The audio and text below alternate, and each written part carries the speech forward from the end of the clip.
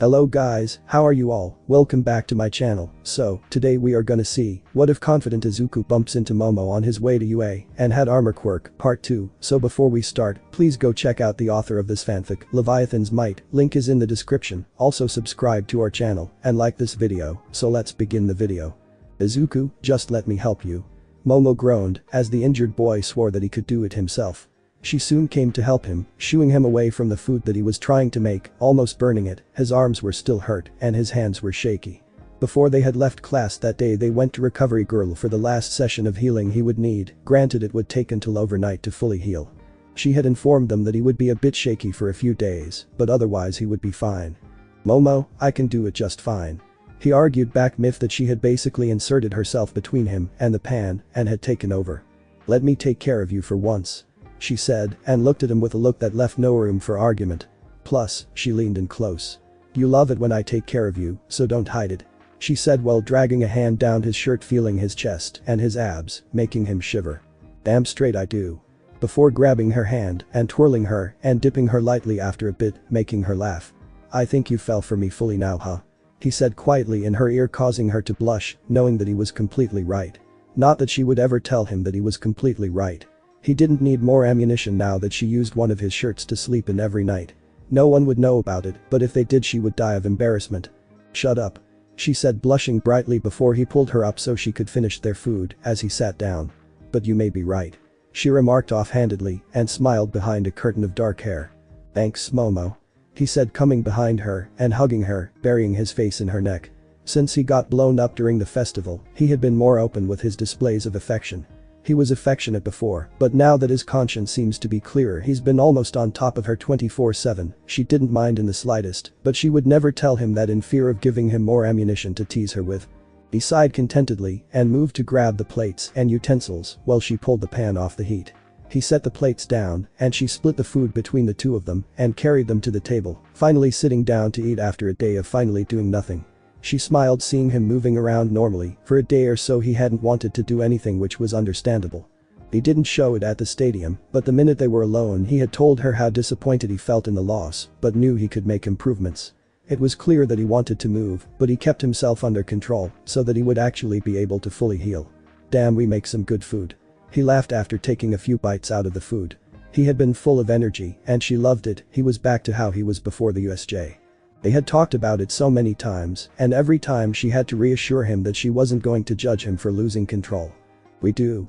She laughed and bumped shoulders with him and leaned over to kiss his cheek, making him smile even wider. "Man, who thought flirting with you would have ended up with a rich girl with an attitude? One that cooks and keeps me in line when I need it," he remarks, making her roll her eyes and shake her head. "You should be grateful that I put up with you." She laughed and stood up, grabbing their plates, putting them in the sink, washing them quickly, and letting them sit in the drying rack. "On another note, school's tomorrow," she said, coming back and sitting next to him again, grabbing his hand and playing with his fingers. He groaned and leaned his head back, causing her to laugh loudly. "I really hope All Might doesn't have combat practice. I'm still sore in places I didn't know I could be sore in." He groaned. He loved combat training, but after the sports festival, he really did not want to fight in any way, shape or form. "I could make you sore in places you know you have," she whispered into his ear, causing him to jump and turn bright red. "Jesus Christ," he stuttered while muttering, turning bright red. She finally got him to completely blush and shut down. He rubbed his neck and didn't know how to react to that, causing her to laugh. "Come on Izuku, let's get some sleep, okay?" she said, still smiling, which drew his attention right away. He loved that smile, he absolutely did. He nodded and stood up with her, going to her room. He waited outside for a few minutes as she changed. While waiting he sighed, smiling up at the ceiling. He was so incredibly happy with how his relationship was going. They were almost inseparable. She was with him often, and when they weren't, it was still okay.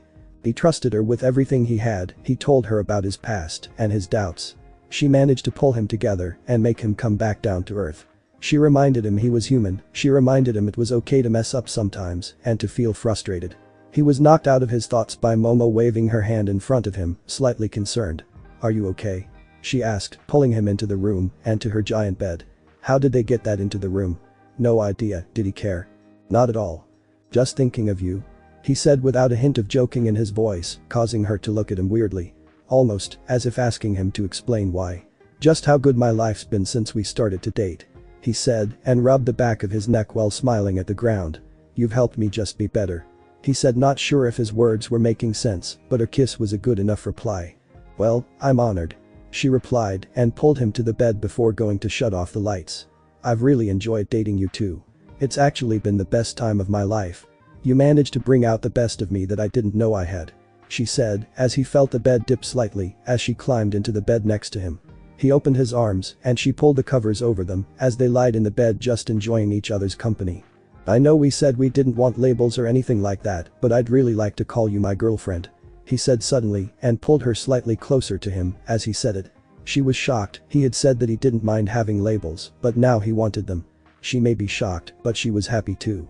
"Of course, dummy," she said and leaned into his touch before pulling the blankets up over their shoulders. She rested her head on his well-built chest and slowly felt herself drift off to sleep. "I love you," she muttered lightly and let her eyes relax. "I love you more," he said as she drifted off to sleep and he smiled. Even in the dark he knew she looked like an angel. He kissed her forehead and let himself drift off too. The only thought on his mind was how much he loved her. Mr. Izawa started class off quickly as soon as the last student arrived, claiming that they would need all the time that they had today as they had multiple important matters to address.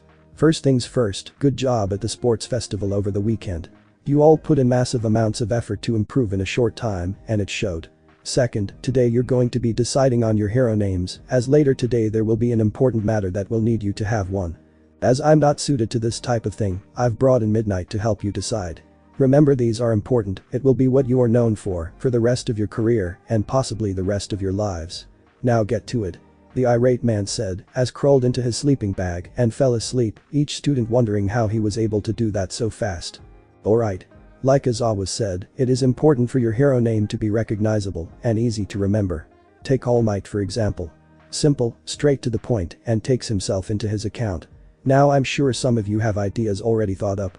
Use the whiteboards that the class president will hand out, write them down, and present them," Midnight said, simply sitting in Izawa's normal spot and waiting for people to bring up their ideas. Aoyama was the first to head up and everyone paled.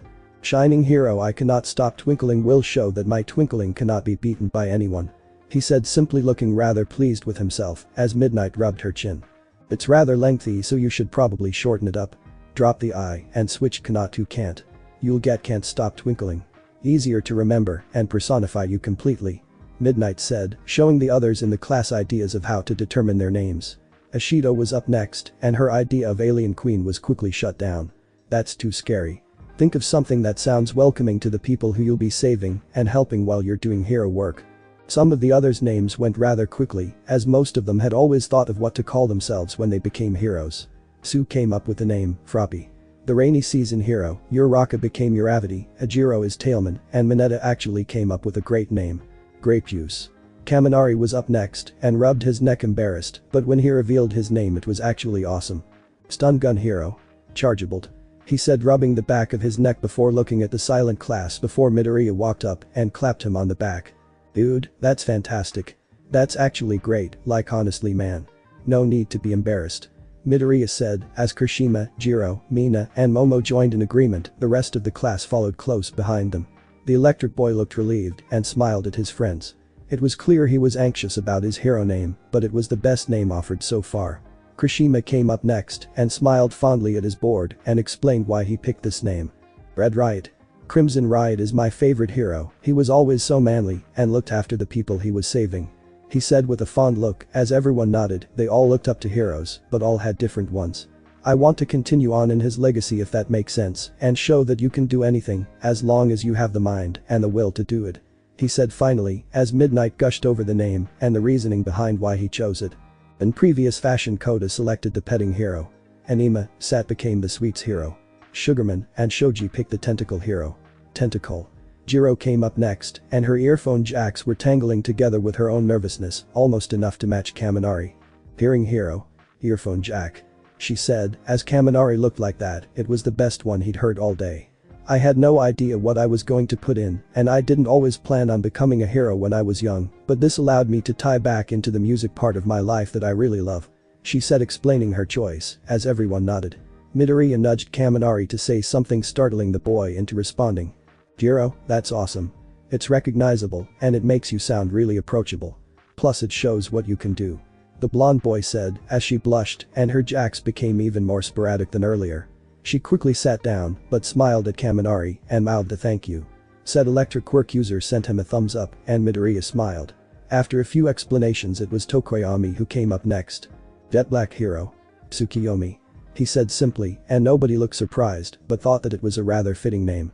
As the raven-headed boy was a few words he simply sat back down after Midnight gave her nod of permission and agreement.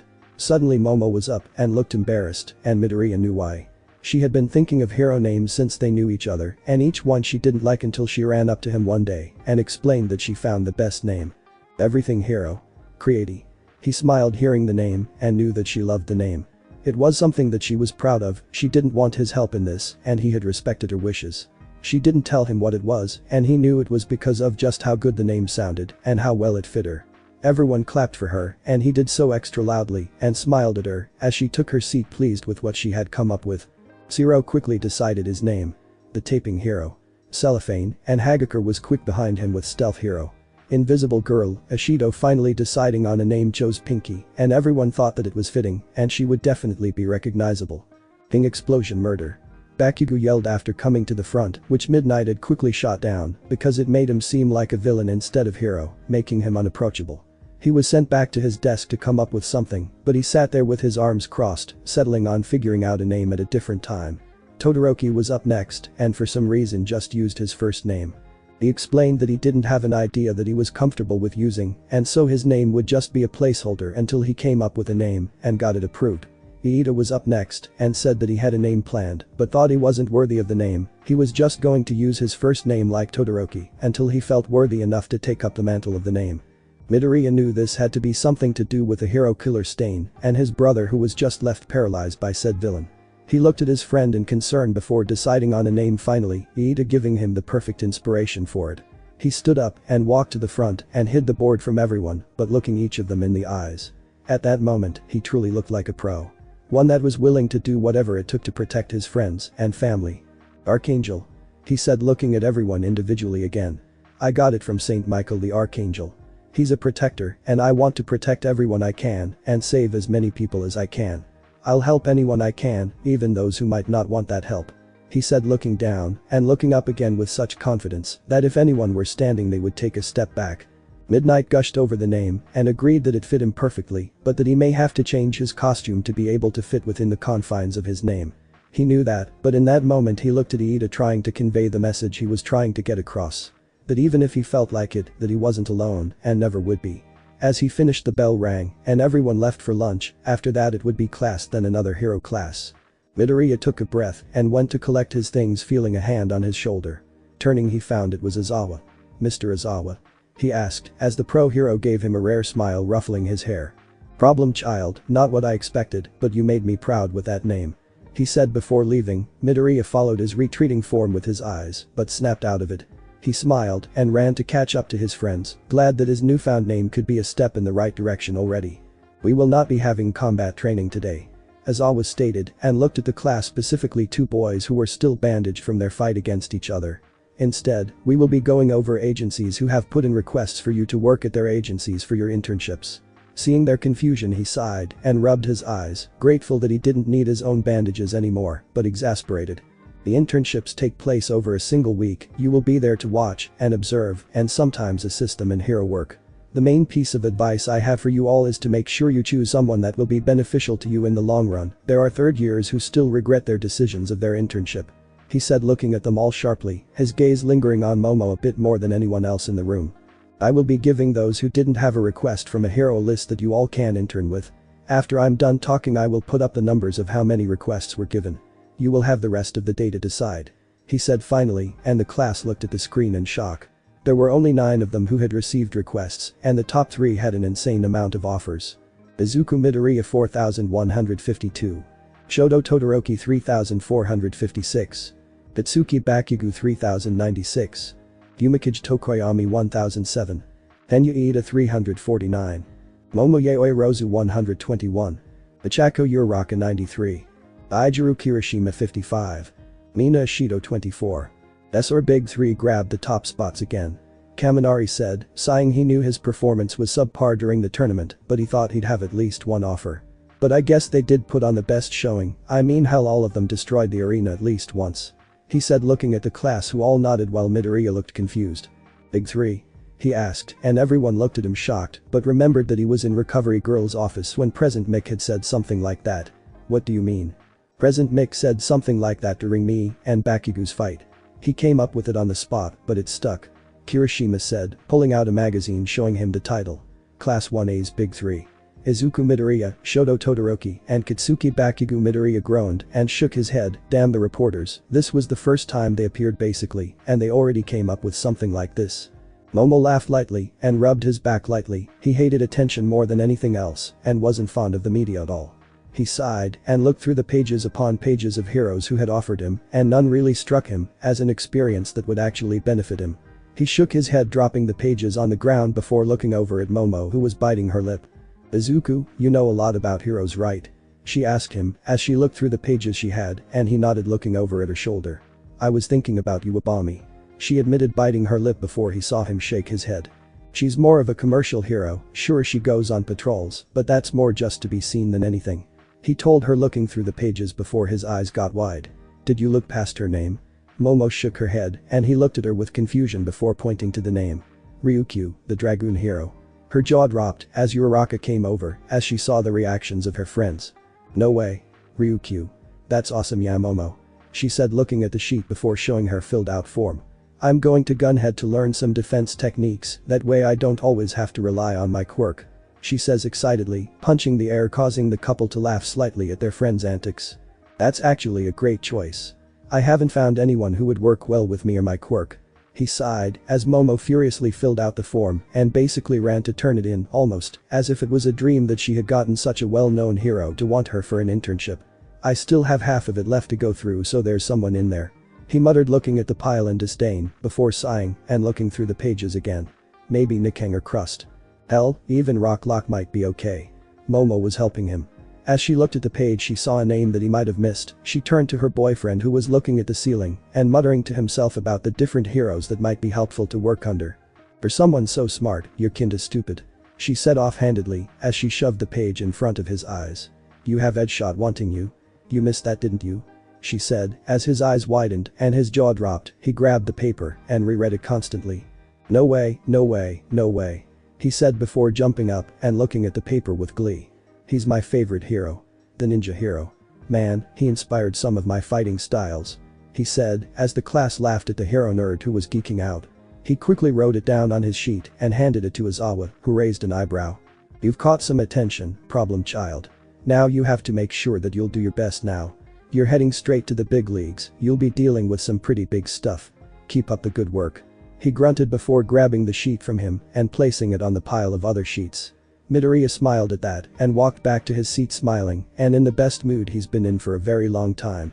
Momo pushed his chest lightly, bringing him back to earth, but not losing the grin that he had. I'm proud of you. Momo said simply and grabbed his hand gently, running her thumb over his knuckles. That's my line.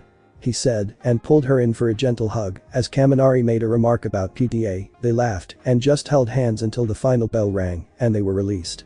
They started to walk back to the dorms with the rest of their class. When they got there, Midoriya dropped off his stuff and changed into his casual clothes. I'm going to go out longboarding with the guys. I'll be back by dinner since we're doing that class dinner. He told her and kissed her goodbye as he went to the door, walking backwards. Come on, lover boy. Kirishima laughed and pulled him along out the door, grabbing his board for him as they left. Kaminari waved to her before they left, Bakugo actually with them this time, as he grumbled about being forced into this. Momo laughed and shook her head. She grabbed her homework and sat in the common room with Tsu, Uraraka and Jiro. They worked for a while, Mina joining them an hour or so earlier before the pink girl gave up on her homework and looked bored. So how's you and your angel? She smirked, looking at Momo, who just blushed and looked at her friend with a questioning look. Your angel. Mr. Archangel, Mr. I'll protect you all. Mr. Sword Crazy. Are you two closer yet? I mean, you're together all the time, but like anything interesting? Finally getting what Mina was implying, she blushed even harder, hiding her face behind a book. Come on, Mina, give her a break. Sue said, defending the dark-haired girl, who peeked over her book slightly. We're all curious, but still relationships are personal. Jiro nodded at that and smirked lightly. Plus why not tell us about you and Mr. Manly, huh? The purple-haired girl shot back, causing the girl to gain a dark lilac blush. Better speak fast, I hear Bakugo, she said, smiling, as they could indeed hear the boys yelling and the laughter from where they were. She was saved by the doors opening and a soaked group of 4, and it was obvious it wasn't sweat. What did you guys do? Sue asked, looking at the soaked boys, noticing their boards were dry. You went to the beach, didn't you? The boys nodded, and Kaminari and Kirishima flopped on the ground. Whatever they fed these guys is fucking ridiculous, they wanted to go for another hour. Kaminari said, laying on the ground, relishing the feeling of his legs finally able to rest. Bakugo scoffed while Midoriya laughed and shook his head, water flying everywhere. Izuku, you're getting us all wet. Momo yelled as he got closer with an evil smirk. I swear to God if you say something inappropriate, hey. She yelped as he hugged her, getting her wet as everyone laughed, even Bakugo let out a small backer laughter. Momo, I would never do that. He laughed and pulled her tighter to his chest, feeling just how cold the water was, even in the remaining heat provided by the sun. You would, don't lie. She said, finally pushing him off of her, but smiling, punching him in the shoulder lightly. Now, I have to get changed again. She groaned, packing her stuff into her bag as they could hear people in the kitchen, meaning that the dinner was almost ready. More of an excuse for me to come with you, he said, walking with her and waving to everyone in the common room. He rolled her eyes and let him follow her. He had left a few changes of clothes in her room for the weekend. When they got there, Midoriya grabbed his clothes and went to change in her bathroom while she changed quickly in her room. She finished seconds before he came back out and stretched, exposing his abs. Man, seems like you're trying to hide something from me, huh? She said, poking his stomach as they laughed. Nah, you just never asked, he said, firing back at her, and she swatted his shoulder before walking to the door. Come on, we're already late and I'm really hungry.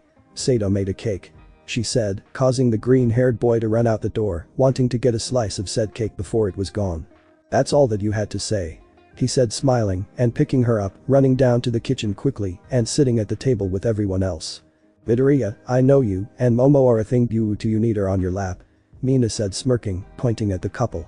As soon as Midoriya realized that he forgot to let go of Momo, he smirked and wrapped his arms around her waist, preventing her from moving.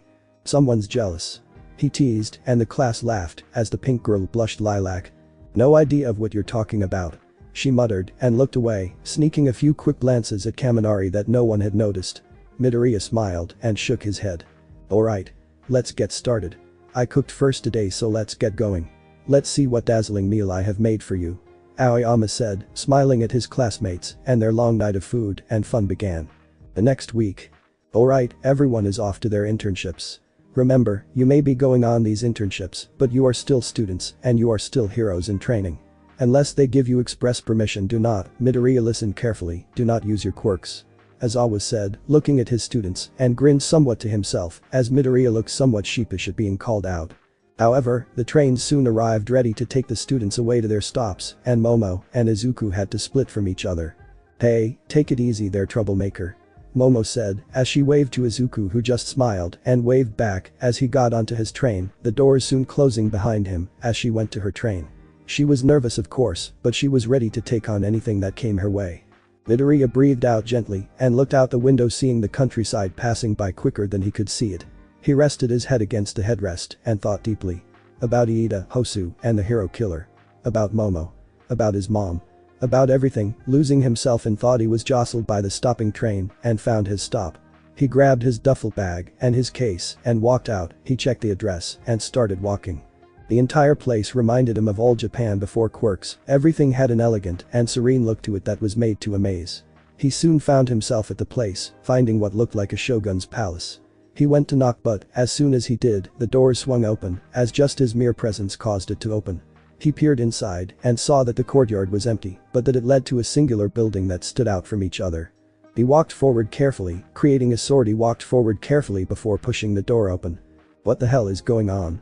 He muttered to himself, walking towards the center of the building, the floor entirely made of mats, but the light from the door didn't reach the back, revealing nothing. Suddenly, he felt movement from behind him and went to turn before he was slammed onto the ground and something sharp was pointed at his neck.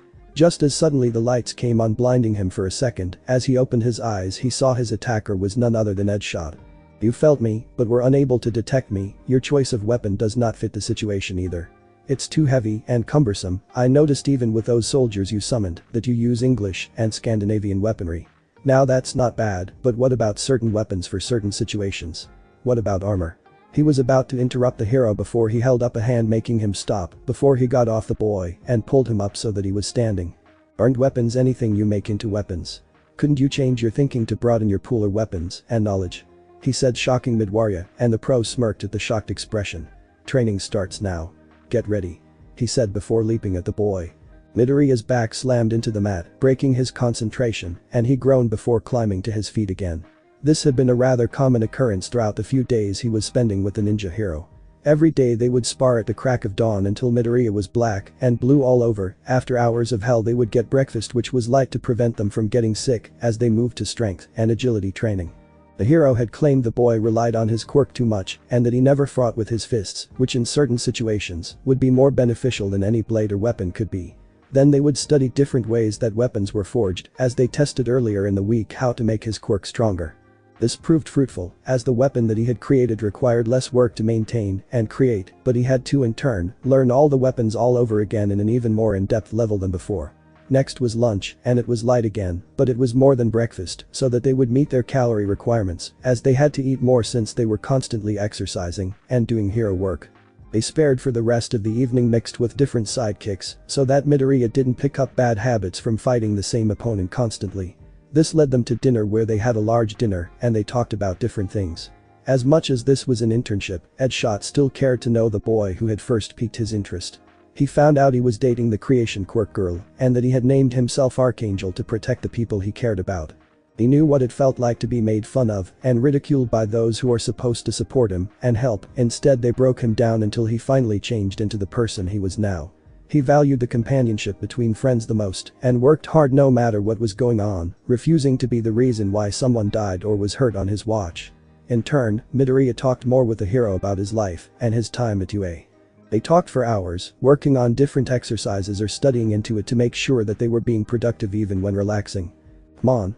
You're gonna let your concentration lapse from a love tap." Edgeshot yelled at Midoriya again before swinging at him again, but the green-haired boy dodged back and willed the armor to appear on him again. It was shockingly white and futuristic, resulting in armor that left his joints free and his body protected. However, the focus was on two things. Think of an all-white interceptor javelin from Anthem. Bright metallic wings that were able to lift him up in the air and let him fly for a long time, and a helmet that was reflective on the front and the same color on the rest of the helmet. Vegeta's helmet, he strained and created a Japanese katana, focusing on it making him break out in sweat, part of his armor flickering before becoming solid again. "Good. Now fight." Edgeshot yelled using his quirk, turning himself into an extremely quick spear. Midoriya countered and stopped him with his forearm and swung the Japanese sword down quickly after using his wings to push him back. However, due to only having this ability for an hour, he flew too far, slamming into the wall, losing his concentration and falling to the ground. He tried to get up but fell, Edgeshot catching him and setting him down slowly. "In 1 week, we have changed you from a sword-loving idiot into a weapon-loving idiot." The pro hero joked and chuckled as his students swore from his place on the ground. However, he was right. When they had started he had struggled with some of the things that the pro had asked him to do, but now he was pretty much able to do whatever he threw at him. "That's actually so tough. It took days for me to actually listen to you, then another day to create more than shields. It took me all day to get that armor even visualized, and it saps me." Midoriya panted on the floor. He had already gotten rid of his shirt and sweated in favor of just loose shorts. He laid there as Edgeshot handed him some water and he drained the bottle quickly. He was dying of thirst even though every spar ended with a large bottle of water that was quickly tossed at the boy. The main reason was that they never stopped their spars. Edgeshot would talk to his sidekicks while instructing Midoriya and always seemed to end up winning even when he was distracted. However, the man's inner sense of when danger was coming was second to none. The older man looked down at his pupil before chuckling lightly and sat down next to him. "Be prepared, we're going to Hosu tomorrow.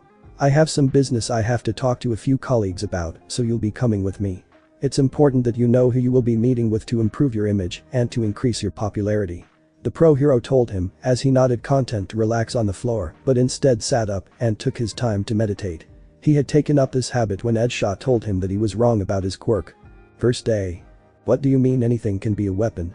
he asked as the pro lit him up and turned on the lights, revealing a dojo that looked like it could have been from the 15th century. "Are you dense? Or just stupid? You can use a stick as a weapon.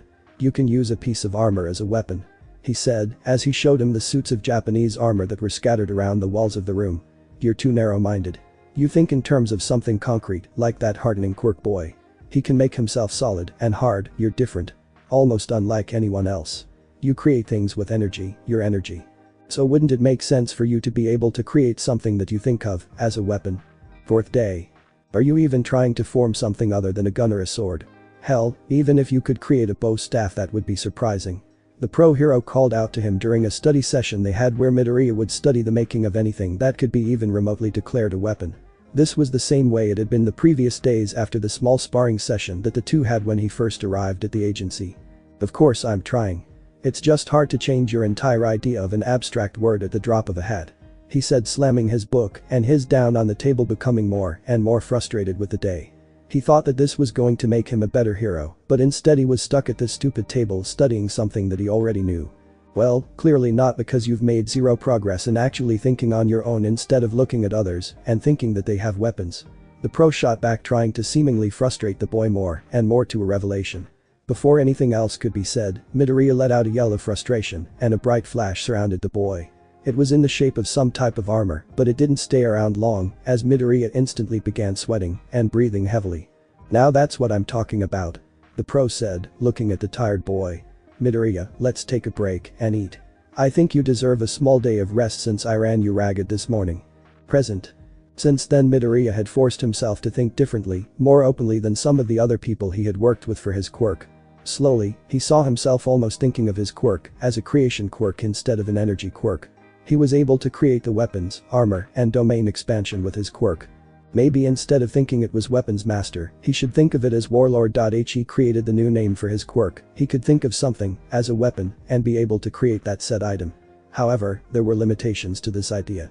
He couldn't create bandages, and when he conjured up Izawa's scarf, it had simply disappeared once he let his concentration slip, so he knew that he would still have to carry the hero supplies that he used to. He and Edgeshot had gone and got his quirk diagnosed as such. He felt that it was fitting because in the armor he felt like he was unstoppable. His domain expansion was finally slowly getting refined, including his new perception of his quirk allowed him to be more effective in combat. The evidence being his soldiers had more details to them, and the weapons that were created disappeared unless he wished them to. Edgeshot had forced him to study not only the weapons he wanted him to create, but how they were made. How the parts were forged, shaped, bended, melted down.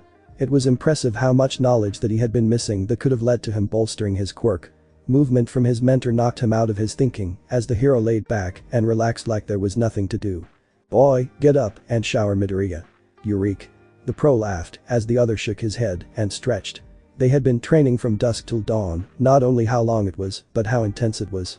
Never once while eating did he not study or think. They had decided to do some extra sparring after dinner so that Midoriya could try out the armor that he finally managed to get solid.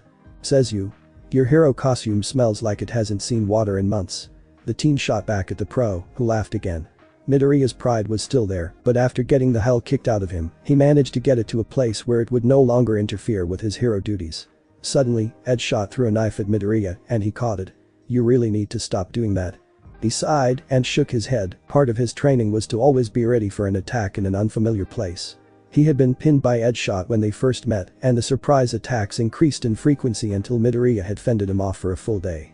The pro smiled but said nothing. They walked out to the baths and relaxed. Even in the past 5 days, your improvement has been massive. Who knows, you might be able to compete with me in the future. The pro laughed. Midoriya noticed this. Despite his serious demeanor in public, when he was around someone who he trusted he laughed non-stop and joked constantly. You wish it would take that long. With the Saint armor, I'll be beating you by the time I'm a third year. He laughed, jabbing at the ninja hero's pride. Whatever you think, kid, whatever you think. The hero said and relaxed into the hot spring, letting the silence take them over. The silence was nice, as it was rare that the two weren't doing something that required noise, whether that noise be weapons crashing against each other or studying that required the flipping of pages and conversation between the two, allowing Midoriya access to the almost unlimited knowledge of weapons that the ninja hero had at his disposal. Edgeshot. The boy spoke up and the hero opened an eye looking at his green-haired pupil. Has there been anyone that you weren't able to save? I don't know if I'm ready to hear the answer I have for myself. He said before letting the silence envelope again, letting the pro think before he answered. Yes, and it's not easy. People will blame you and treat you like you spawned from hell. However, you have to realize that even as a hero you are human. You can't be everywhere at once, even with an ability like your domain expansion. he said as he relaxed again before continuing.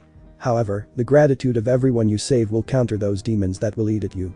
Of course, some days it's much worse than others, but you will always be able to do your best. And if you fail while doing your best, then that's okay. You must take the good with the bad and realize that you have to keep going no matter what. He said as the boy looked satisfied with that answer, and truth be told the pro hero was honest. He did feel guilty about not being able to save someone at a certain time, but he always tried his damned hardest to make sure that he got everyone out. On a lighter topic, how's your girlfriend who texts you pictures that you can't show people? He said, laughing at the bright red that enveloped the teen's face contrasting with his green hair. The next day. Boy, let's get going Archangel, we're going to miss the train. The hero called, and the boy came running out to him. The hero had instructed him that in public he must call his colleagues by their hero name, so that way no one could target the people he cared about and put the other in a compromising position.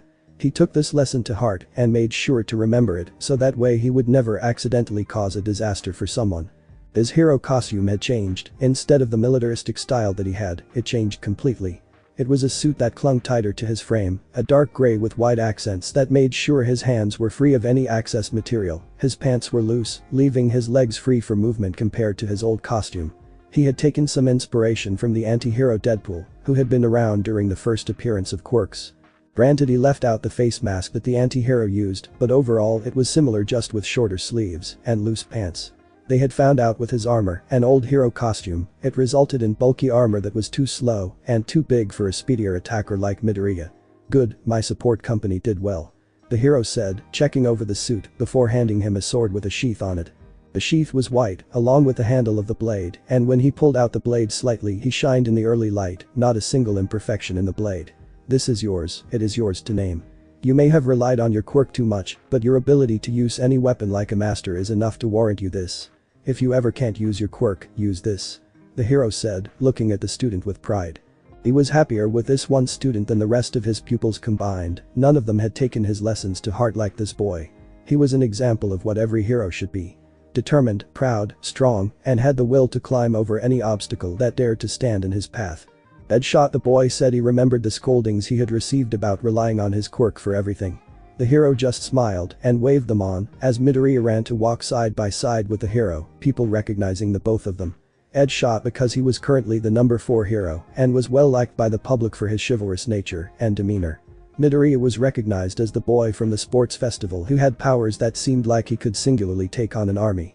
It didn't help that the two were rather attractive and both were asked on multiple occasions if they had girlfriends or wives or if they were seeing anyone, some of the bolder ones shoving numbers in their pockets that they disposed of when they came across recycling bins.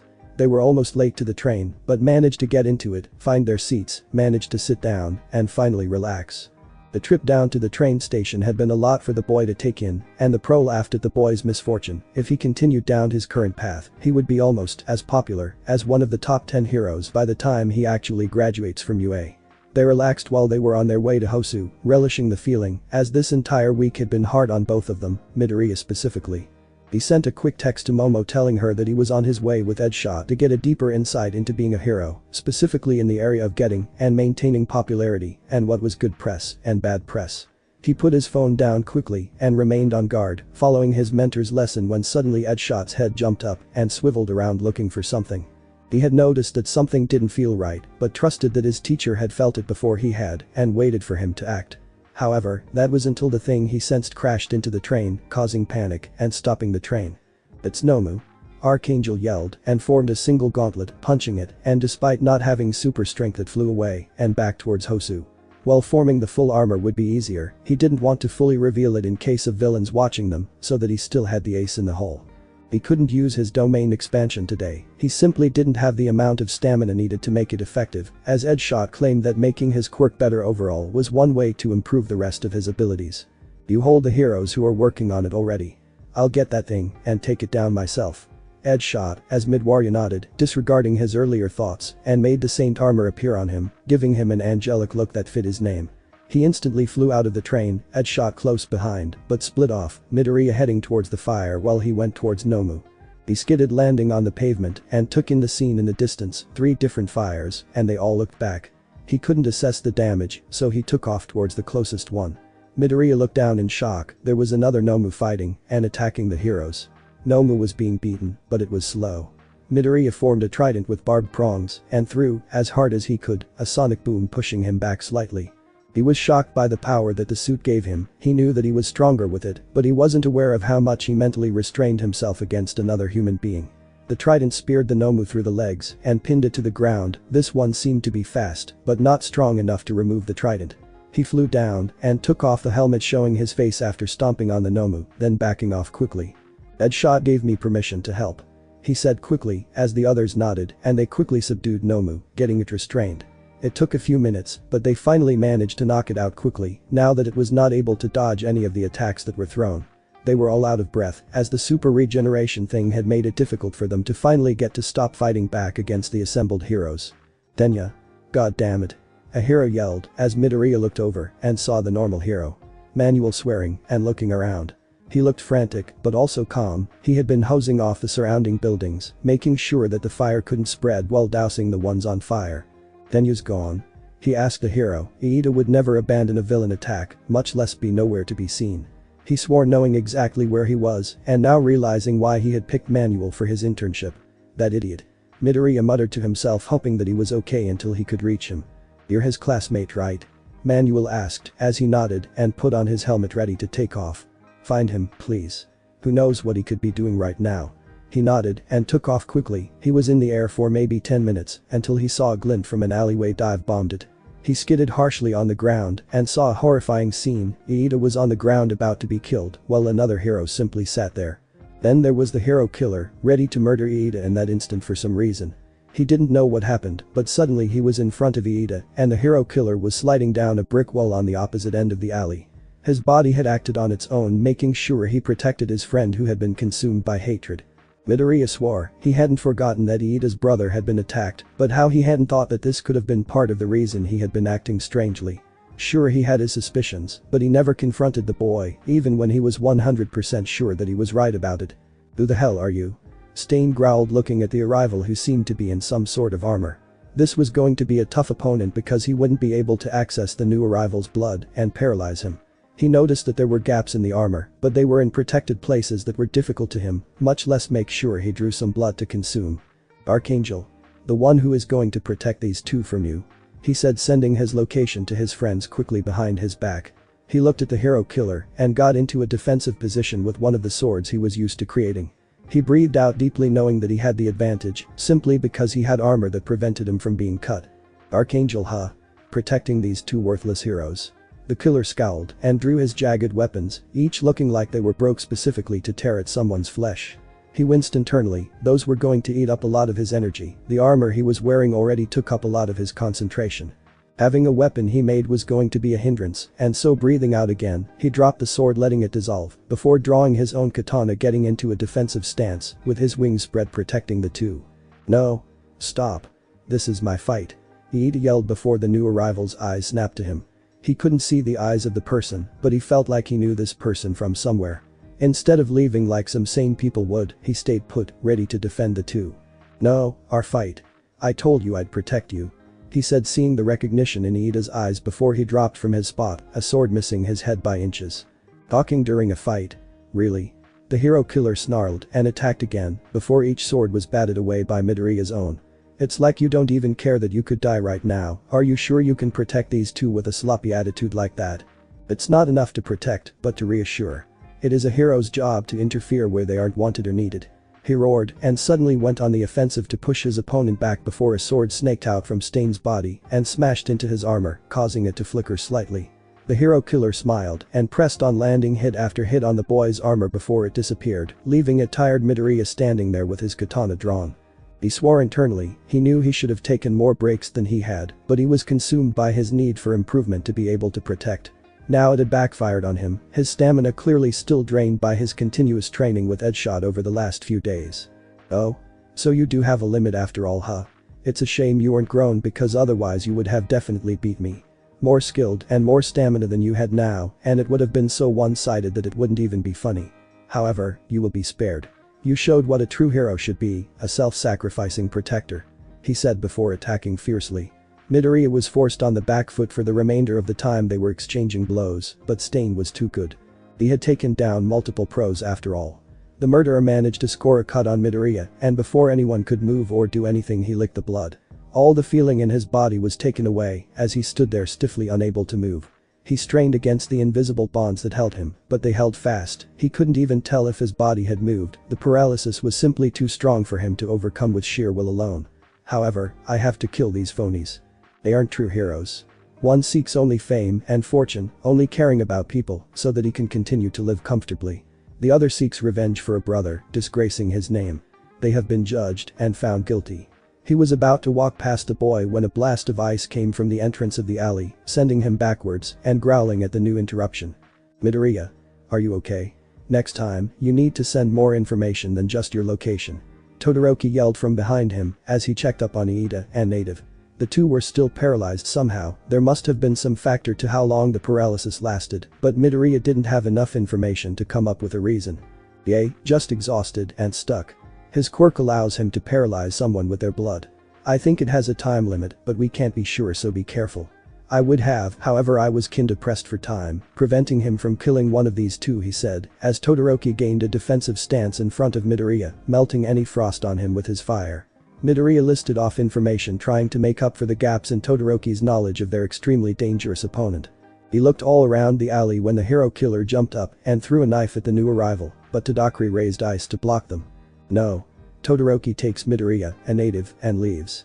The engine quirk user called out to his friends who ignored him and instead focused on their opponent. Suddenly, now aware of how limited their vision was due to the sheer amount of ice that was in front of them. Shouldn't have covered your sight, boy. They heard as the hero killer drew near again, but this time was repelled by flames, causing him to dodge and move away from the boys. Two quirks. He trailed off before looking with intense hatred at the bi-colored boy. Endeavor's spawn. He growled and attacked again, swinging his blades at him, trying to kill, not hiding his intent, but was repelled by ice or fire, but was soon knocked away from a blow to his chest from a gauntlet that resembled the one from earlier. Fucking hell, that was close. Midoriya was finally free from the paralysis, but somehow the other two weren't up. He glanced at the other two as he shook his body, working more and feeling back into it as time went on. It may be based on blood type or amount he consumes. He said quietly to the other boy, and they took defensive positions again. This time Midoriya was up front with his sword and Todoroki was supporting him from far away. Stop. I can't let you two be killed because I made a mistake. Iida cried out to them, tears running down his face, honored that his friends would go this far to protect him, but terrified that they were going to die because of him. Shut it, Iida. Midoriya called out and was about to move before the hero killer started talking again. This isn't because of you. This is because this is what we want to be. The words were harsh but true, sending a shock through Iida. But boy, you're learning from your mistakes, however it is too late. You are still part of the sum on the earth that I have sworn to destroy. He said before advancing, but being pushed back by the two boys who had some difficulty protecting the two other people in the alleyway. They were fighting with everything they had, but it was a constant struggle as they were forced to not get a scrape or cut. They were tagging in and out, protecting the other while the other retreated, managing to keep going and stay strong. Iida struggled to get out from under the paralysis quirk and wasn't successful. Letting tears run down his face, he watched his two friends fight a killer, a murderer that had injured his brother so badly that he would never be able to be a hero again. He cried and tried slamming his hand down, but was shocked when he was actually able to move a bit. However, Iida let the paralysis work its way out of his body, letting the feeling return to his body without the hero killer knowing, as he had missed a small movement by Iida because of an attack from Midoriya. He was going to wait until the perfect moment when he would be able to swing the fight. If that chance never came, he would get up and protect his friends. Suddenly, the hero killer acted again, this time swinging killing blows at the two who were forced to defend themselves and leave the others open. They stumbled, but Midoriya reacted quickly due to the training that he had been going through, making him able to reach the hero killer just in time. Stain charged but was grabbed by Midoriya and was thrown into the air, surprising him, resulting in him not being able to react to the bombardment of attacks that were sent his way. On his way up into the air, he was hit by ice in the chest from Todoroki, causing cracking sounds. The ice was quickly followed by a large blast of fire that left the man scorched and toasted, smoke coming off his body. Even before he hit the apex of the arc, his body was going in. In that split second that his vision was covered by the fire, the other two made their move. Midoriya flew with his wings, focusing hard on letting them stay, as it was harder to manifest only a part of his armor, and Iida launched himself into the air both on either side of the hero killer. Quickly, Midoriya swapped out his wings for a gauntlet, unable to keep both of the parts of the armor active at the same time. Recipro burst Saint Smash. The two yelled, Iida connecting with the hero killer's chest, and Midoriya hit the man's stomach, sending him straight into the ground, leaving him unconscious as the two dropped to the ground and collapsed. They landed roughly unable to care about the fact that they had multiple scrapes and bruises, just grateful to be alive against an opponent who had let very few of his victims live. Despite the short duration of the fight, they were exhausted and barely able to comprehend the fact that they had won against such a strong opponent, but managed to tie up the hero killer. They stood up and dragged everyone out onto the street before collapsing on the pavement, Todoroki setting native against a building so that he could be comfortable while Iida and Midoriya dropped Stain and promptly fell down. Seeing that all the fires were put out, they breathed sighs of relief, grateful that the hellish night they had would soon be coming to an end. Hopefully, there would be little excitement left for them tonight so they could just stay there and relax against the cool pavement. Suddenly, heroes were running to them before stopping in shock. Before anyone else would do anything, Edgeshot grabbed his student and shook him gently. Midoriya. Are you good? You're alright. I came as soon as Nomu was in cuffs. I saw your message. He said as the exhausted teen nodded. All his concentration was used up and he barely noticed all the cuts he and Todoroki had. The hero did a double take looking at the unconscious hero killer and looked at his student in disbelief. He and his friends managed to take down someone that had eluded pro heroes for months. If that was anything to go off of, then the boy would have a very long and successful career in heroics. They just lied there while the hero killer was taken into custody before anyone relaxed. The heroes congratulated them for taking in the hero killer, and Dever looked at his son with something like pride, and it showed, not that Todoroki showed his care that much. Manuel had yet to arrive, and, as such, Iida was leaning on a sidekick from the agency, grateful that the hero was there. Midoriya simply laid on the ground as Edgeshot talked to the police about his intern and that he was given permission to sue his quirk so he would receive no punishment for the capture of the hero killer. Suddenly, Midoriya felt sharp claws pierce his shoulders and he cried out, surprising everyone. He was suddenly dragged into the sky by the ghastly being and he clutched the talons that stabbed into his shoulders, almost hitting his bones. Midoriya. Edgeshot yelled and was about to act but was beaten to the punch as Stain came out of nowhere, smashing the Nomu into the ground, making sure the boy landed on top. He groaned and leaned over as the Nomu's claws were cut off him and he pried off the claws, slowly tossing them onto the ground as Stain's blade pierced the brain of the flying Nomu. Before the heroes could get to him, they stopped at the murderous gaze of Stain. All of you are fakes. He yelled before pointing to Midoriya. He is the only one here who is worthy of being called a hero. He screeched before pointing at Endeavor, shocking him. You deserve hell and all its hatred for all the suffering that you have caused people. I will be the one to send you there. He trailed off, taking a step before stopping, seemingly unconscious while standing up. The last thing Midoriya remembered was the gentle hands of his mentor lifting him up and setting him down on a flat surface, letting him fall deep into sleep. The next day. I can't believe how stupid you are. Inko, Midoriya yelled at her son while he was in the hospital recovering from his fight with the Nomu and the hero killer. Izuku, I raised you to be smarter than this. And you go off to fight the hero killer. You're so lucky Edgeshot gave you permission to fight, otherwise I swear she was cut off by her son, hugging her tightly. She smiled, letting the subject drop. She was happy that he wasn't embarrassed in front of his friends because of her. Truth be told, she was the most important person in his life and he would rather take a bullet than let her be hurt by anyone or anything. Well, are you going to introduce me to your friends? She laughed after they pulled away from each other and looked at the two other boys. Todoroki smiled lightly. He had recently been seeing his mother in the mental institution again and had reconnected with her. Iida smiled wide and began talking with the Midoriya matriarch as she tried to embarrass her son. You see, as a kid he really looked up to All Might. He was all over his room, then suddenly he heard of Edgeshot and became obsessed with him, she said before being cut off by a different voice, this time with a lot more anger, causing all three boys to pale. Todoroki and Iida instantly moved away, bringing Ms. Midoriya with them as Izuku instinctively flashed his armor. Izuku fucking Midoriya. The girl yelled as the door flew open. A girl with long raven black hair entered the room. Her onyx eyes locking onto the figure in armor and walking over to him, gently removing the helmet, revealing messy green hair and bright green eyes. Hey Momo, he stuttered, trailed off looking at the angry girl's onyx eyes that seemed to be debating on whether or not to kill him. The older Midoriya was shocked. She hadn't seen her son stutter like that in a long time. He had stuttered when talking to a girl or when he was nervous or anxious, but he had gotten over that now. He had for a long time and was almost known as a player throughout his younger years. However, this girl had brought out that stutter within a minute of her being here. Don't hey Momo me. You sent a location in Hosu. Well, there was no TV coverage and no one except for you three knew what was going on. Then I hear from Edgeshot to tell me that you were okay and that you had taken down the hero killer with these two idiots. She yelled at him angrily, standing there with her arms crossed and her foot tapping before tears suddenly flooded her cheeks and her angry yelling was replaced by racking sobs. He instantly got up and let the armor go, holding her tightly to him. He gently picked her up and brought her to the bed as she beat his chest. The three others in the room looked away, letting the two have their moment. "I'm sorry. It won't happen again," he muttered to her as her arms tightened around him as she shook her head, confusing him. "Don't promise that. Just promise me that you'll be more careful from now on.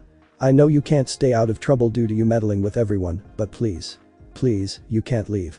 She begged him and he pulled her tight against him. He had never heard her sound so panicked and scared in his entire time of knowing her. He rubbed her back gently as she slowly calmed down. "You're such an idiot and a problem child. How did you ever manage to survive this long without me to watch you?" She joked lightly, rubbing her eyes gently. "I think I would take credit for that." His mother suddenly spoke, walking over to the two with a huge smile. "Glad to see that there is someone who finally managed to get this idiot to slow down," she said, lightly hitting the back of his head as he rolled his eyes. "Damn Aunt Mitsuki for her habits running off on you," he muttered, but got his head hit again by his girlfriend, stunning him and making him stop talking. He looked at her betrayed and pouted as everyone else in the room laughed at the boy's misfortune. "Why do you all seem to enjoy my pain?" he complained again, throwing his hands up in the air, causing them all to laugh again. "Well, it's quite clear that you two are dating or somewhere in between." So words to the wise, where Protekshi was interrupted by a bright red Izuku who seemed to almost light on fire. "Mom," he said, causing her to laugh as she shook her head and ruffled the boy's hair. She smiled down kindly at the pair. They were clearly comfortable and open with their feelings, if the yelling was anything to go off of. Alright. I'll leave you kids alone. However," she said, looking at her son with bright green eyes as some small things started floating in the room. "If you ever do something that stupid again, I swear the Herc killer will look like a piece of cake compared to me. Do you understand?" As the green boy paled and nodded frantically, he had seen his mom mad at him one time and since then he had made sure to never incur his mother's wrath. He would rather fight 3 or more of Stain than ever go against his mother when she was mad. His mother had raised him as a single parent and so had some things she had to do that others didn't. However, if he did say so himself, she did a damn fine job of raising him. Alright. She was satisfied by the nodding from the boy and went to leave. "I'll be heading off then. I have to get home and finish up my work. I'll see you later, Izuku. Bring Momo around sometime, okay?" she said, smiling before taking her leave and closing the door, letting Izuku flop back on the bed and let out a sigh of relief. "She's nice. Your mother is strong, Midoriya. She seems very responsible," his friends claimed as he chucked and looked at the ceiling. "She's awesome. She raised me as a single parent. Since I was a late bloomer my dad decided to leave and, as a kid I was told he was working out of the country, but before she told me what actually happened. Needless to say, I love her. She did a damn fine job with me," he announced and smiled, happy that his friends liked his headstrong mother. Truth be told, she used to cry a lot, but since she trained with him, she was stronger physically and overall, in his opinion, much stronger than he could ever achieve. They all let a comfortable silence envelope them, as no one had anything to say. Eventually the three boys relaxed, while Momo went to talk to Ryukyu, who was talking to Edgeshot, who was scowling.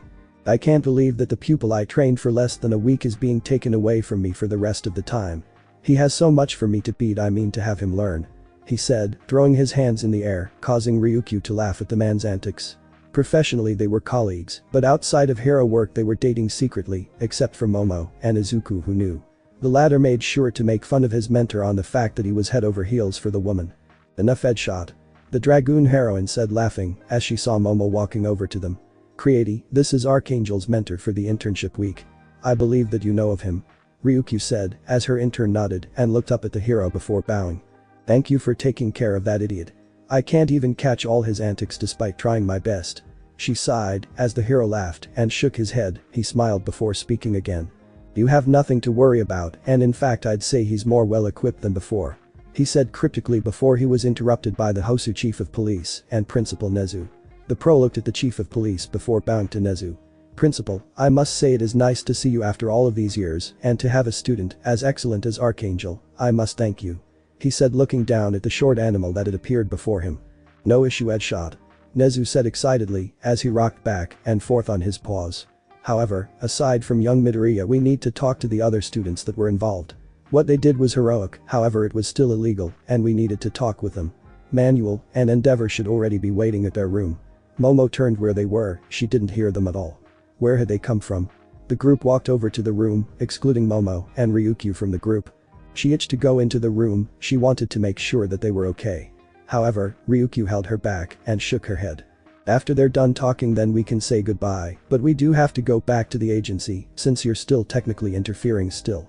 The heroine smiled down at the younger girl, she nodded that she understood, but really didn't want to wait, but forced herself to sit down with her mentor.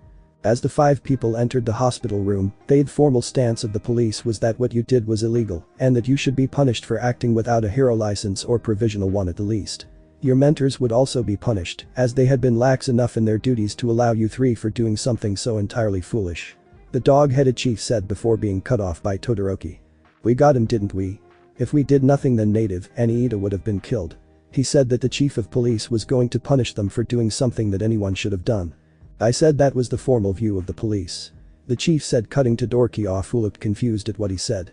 However, as a protector and defender of peace I must say thank you. He said, bowing to the 3 of them, shocking them, they were being thanked for breaking the law.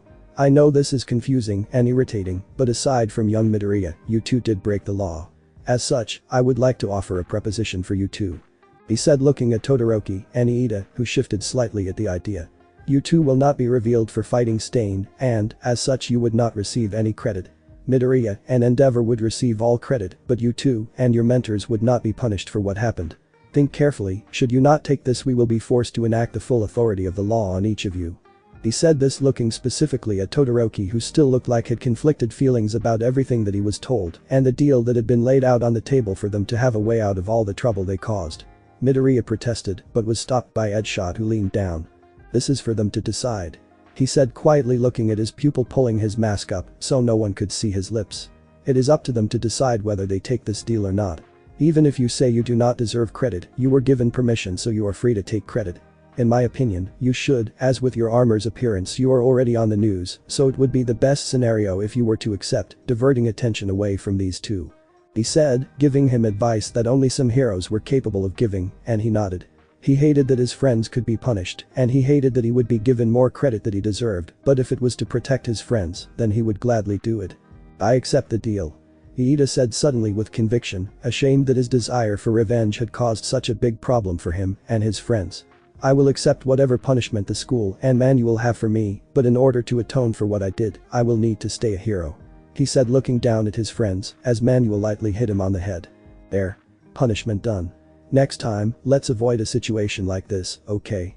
The pro said kindly and smiled down at the young intern. Despite his reasons for choosing Manuel's hero agency, Manuel still loved having Iida around.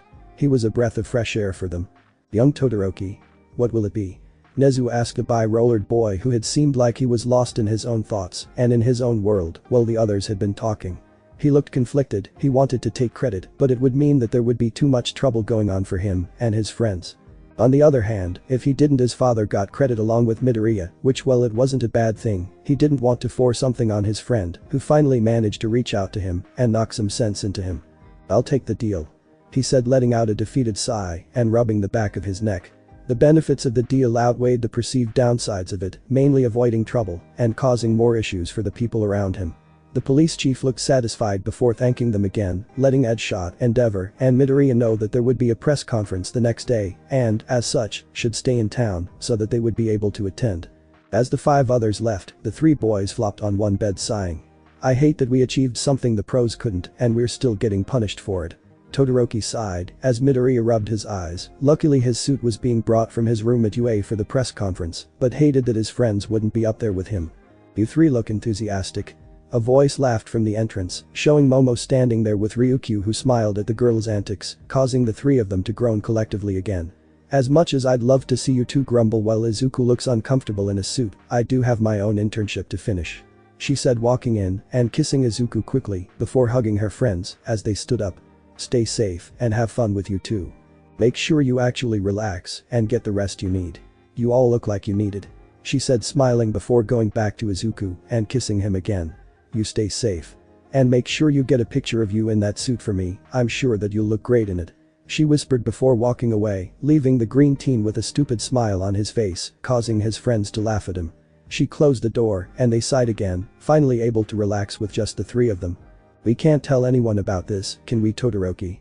Iida said, as Midoriya chuckled, lightly still dreading the thought of the press. The other boy shook his head and looked up, lighting his hand on fire. He stared at the flames before a nurse came in and told him no quirk usage. He sighed and let his control go away, looking up at the ceiling. All I gotta say is, I'm glad Minar Hagakure isn't here because the second I come out in that suit it's over for me. The green-haired boy said, as the others gave laughs of their own, imagining what the two girls would do to him if they found out he was in a suit. It's on the way. I'm happy that Edgeshot is going to be up there with me separating me and Endeavor, even with that armor I'll get cooked. He sighed and grabbed a water bottle from the case his mother had brought them before making him deaf with her yelling. What's with that armor, Midoriya? I thought you could only create weapons. And what was that katana? It didn't disappear when you fell unconscious. Iida asked as he dropped onto his own bed, still hurting and sore from their encounter with the hero killer. Midoriya sighed and formed the armor, taking off the helmet, showing them. It was an entire change of perspective basically. The entire time with Edgeshot was either studying how weapons are made and changing my perception of weapons overall. My quirk evolved into basically encompassing war overall, except for bandages and medicine and stuff like that. He said and flexed his arms, the armor moving with him as he walked over to Iida and let him observe the armor while Todoroki came over to look. Normally, I would be able to keep it active for longer, but I was so drained of stamina after everything this past week that it wasn't stable yet. He said before letting his control drop, everything dissolving away in a golden light before he made his way over to the sword. He grabbed the sword from the corner of the room with his clothes from Edgeshot's agency. He needed another costume as his had been destroyed from the two Nomus and Stain. Edgeshot gave this to me because I rely on my quirk a lot and so this would allow me to focus more on the armor than the weapon. He said smiling as he pulled out the blade, the other two staring in wonder at the blade. No wonder you caught all the cameras when you helped defeat the first Nomu. Todoroki said bluntly as the sword was put away and put back with his things. You look like an angel that just dropped out of the sky the way you landed on Nomu and pinned him down to the ground with that trident. He observed as the green-haired boy blushed and rubbed his neck. Nah, they can't even hear what I said. It honestly pretty much beat the shit out of the Nomu. He laughed but cut off at a knock and grabbed the suit from Ectoplasm, who had hand-delivered the suit to him. After saying a quick thanks he looked at the time and groaned. It's already midnight and I need to sleep because the conference is at 10. He groaned, hanging up the suit and flopping on his bed, closing his eyes. I might be gone before you guys get up, so just in case I'll see you back at UA. And thanks for being there and protecting each other.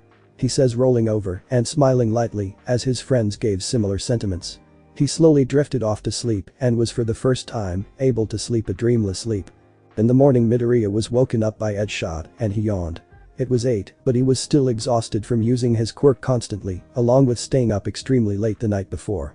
He grabbed everything of his and put it in the car that Edgeshot owned. The rest of his things and bags had been brought so that way he would be able to go to UA right away after the conference. They checked out of the hospital after Midoriya had shrugged the suit on, also taking a picture for Momo and sending it to her. They arrived at the venue for the event and were welcomed by the smells of breakfast. Having gotten used to eating light, Midoriya grabbed just some Greek yogurt and fruit. His mentor was relaxed, wearing his costume instead of the suit that Midoriya was required to wear. Why the hell aren't you wearing a suit like me? Midoriya said, never. The morning person is made worse by the lack of sleep that he hadn't got the previous night. The irritable boy rolled his eyes at his laughing mentor who shook his head, checking the time before the conference. Because I'm a hero, and right now, massively more important than you, even if you did stop the hero killer. He laughed and pushed his pupil slightly, who just rolled his eyes before eyeing the coffee his mentor had. The older man caught the boy's gaze and shook his head before shoving the coffee to him.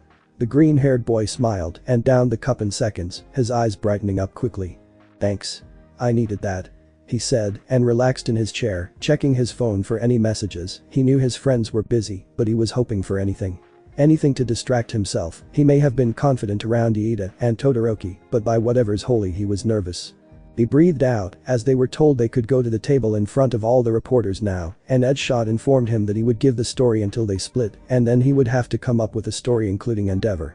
Too soon, the conference started when Endeavor sat down. Luckily Edgeshot was sitting between them. Today we have breaking news, the hero killer has been brought to justice. Today we have Edgeshot, Endeavor and Izuku Midoriya, a boy who is in first year of UA and an intern at Edgeshot. Edgeshot, is it true that your intern and Endeavor stopped the hero killer? The reporter said before letting the pro-hero speak. Yes. When myself and young Midoriya had arrived, we already had planned on coming to Hosu as we had business to attend to. However, when Nomu crashed into the train that plan changed. After Midoriya had knocked it away from the train and we had checked on everyone, I chased Nomu to restrain it and help the police detain it. The orders I gave Midoriya were clear. Help the heroes, and if you come across a Nomu, wipe it off the face of the earth. If you see a villain, call for help. If you can't stall until help comes. He said, as reporters took multiple pictures and took his statement. Midoriya was surprised he had changed some of what he said to make sure that Midoriya would get into absolutely no trouble. He looked up at his mentor, but said nothing, letting the pro hero do his job. When looking at his file, his quirk was changed from Weapons Master to Warlord under your care. Is there a reason for that? A woman said further in the back from the first reporter. Why the sudden interest in his quirk? Didn't they think that this explanation was even worse than Weapons Master? Yes, he is able to create specific items of war that he is able to summon and use. For instance, a sword or armor. He said in simple terms for those who might have the extensive knowledge heroes did. Is that what that armor was? It's been plastered all over the media. Another man called out as Midoriya rubbed his neck and answered this time after a look from his mentor. Yes. I created the armor during my time with Edgeshot as he worked hard to change my perception of what a weapon was.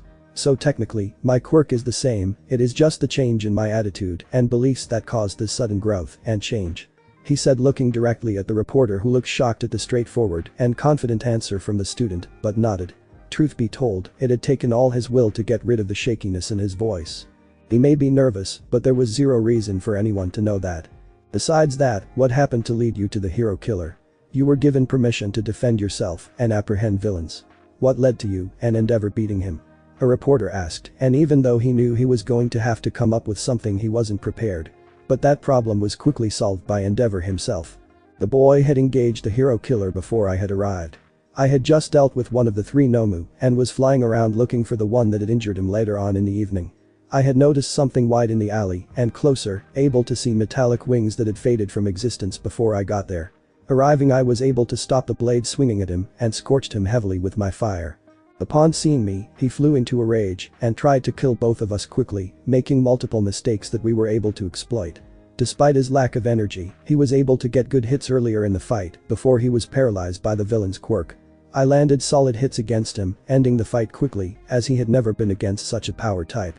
He said convincingly to the reporters and exploded at the fact that Midoriya had landed hits on the hero killer when others had failed to do so. The reporters were starting to swarm like buzzards, and the ninja hero and his intern decided it was time to leave as they escaped unnoticed to the older one's car, where they took a breath before they started heading to UA. Man, your life just got a lot more interesting, hey kid. The hero once again laughs at the younger's misfortune. Midoriya was not having a good time since he had gotten back from his internship with Edgeshot. Reporters hounded him every time he tried to set foot outside of the school, so he always had to ask his classmates for help. In the mornings, he woke up to watch the news, and all it was for the last few days was Stain, Midoriya, and Endeavor. He groaned and shut it off, resigning himself to just go back to sleep and not think about it. He knew it was a big deal, but in that same instant, he couldn't see why everyone continued on about it. During the 2 days, he, Iida, and Todoroki were alone at the dorms. They had grown closer, especially since they did face the hero killer together. They hung out with each other, and the other 2 ran to grab stuff for Midoriya to use to cook. They had grown to appreciate the boy even more when it came to his cooking skills. He was easily the best cook out of the entire class and realized that he was cooking for only the 3 of them for a few days before their classmates trickled in throughout the day. Kaminari and Mina were the first to come back in the afternoon and had instantly been in the kitchen when they heard that it was Midoriya cooking. The pattern followed throughout the day, even Bakugo didn't refuse the food offered to him by the green boy. Momo was the last to come back, but when she jumped into his arms and hardly left his side. Apparently, almost getting killed was one way to make sure that your girlfriend didn't even think about leaving your side. As the day winded down, the couple found themselves in her room, her head in his lap, as he ran his fingers through her hair. "I'm still mad at you," she said, as he sighed and nodded. Leaning down, he placed a gentle kiss on her forehead, and she hummed lightly before sitting up and placing herself in his lap facing him. "I can't believe that you have had an entire mental shift in your quirk, that's literally almost never been heard of before," she said, poking the shirtless boy in his chest as he chuckled and shook his head. He had explained the majority of his training to her, and she was shocked that he was tasked with such a complex and difficult task. Changing a belief is slow and takes such a long time to do. However, now that she thought about it, since it was to do with his quirk, then he might have had an easier time than changing another belief he had. If you were there, you would have seen why it happened and how it happened. Trust me, it wasn't a revelation. It was having it beat into me until I created that armor. But I know that's not what you wanted to talk about. He said, pointing out that she had changed what she was going to say before she had actually asked her question. She sighed and shook her head, diverting her eyes away from the boy that she loved and cared for. You know me too damn well. She sighed again and looked down at the scars he had on his shoulders from the Nomu. I know you had to fight, but Izuku, I'm so scared of these times you're going to bite off more than you can chew, and I'm going to lose you. She said, bringing up their conversation from the hospital again, and he looked shocked. He had never thought that's what she was thinking about. Instead, he was selfish and didn't even bother to think that this wasn't the first time that this had happened. He had basically done the same thing at the USJ when he took on the Nomu with the imperfect domain expansion. He gently grabbed her hands and manipulated them so that she could feel his pulse points, one on his wrists and one on his neck, and he looked into her eyes with his entire focus on her. As long as there is blood in me, I will always come back. It was simple and kind, but it sent Momo over the edge into a crying mess, and she wrapped her arms around him tightly. He did the same and held her as she wept into his shoulder. He knew how hard this was going to be for them, but he would never stop being with her unless she told him to.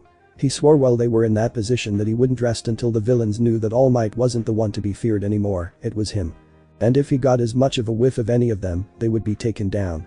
Midoriya leaned back in his seat waiting for the day to start, and he had a look on his face that made most of his classmates avoid his gaze.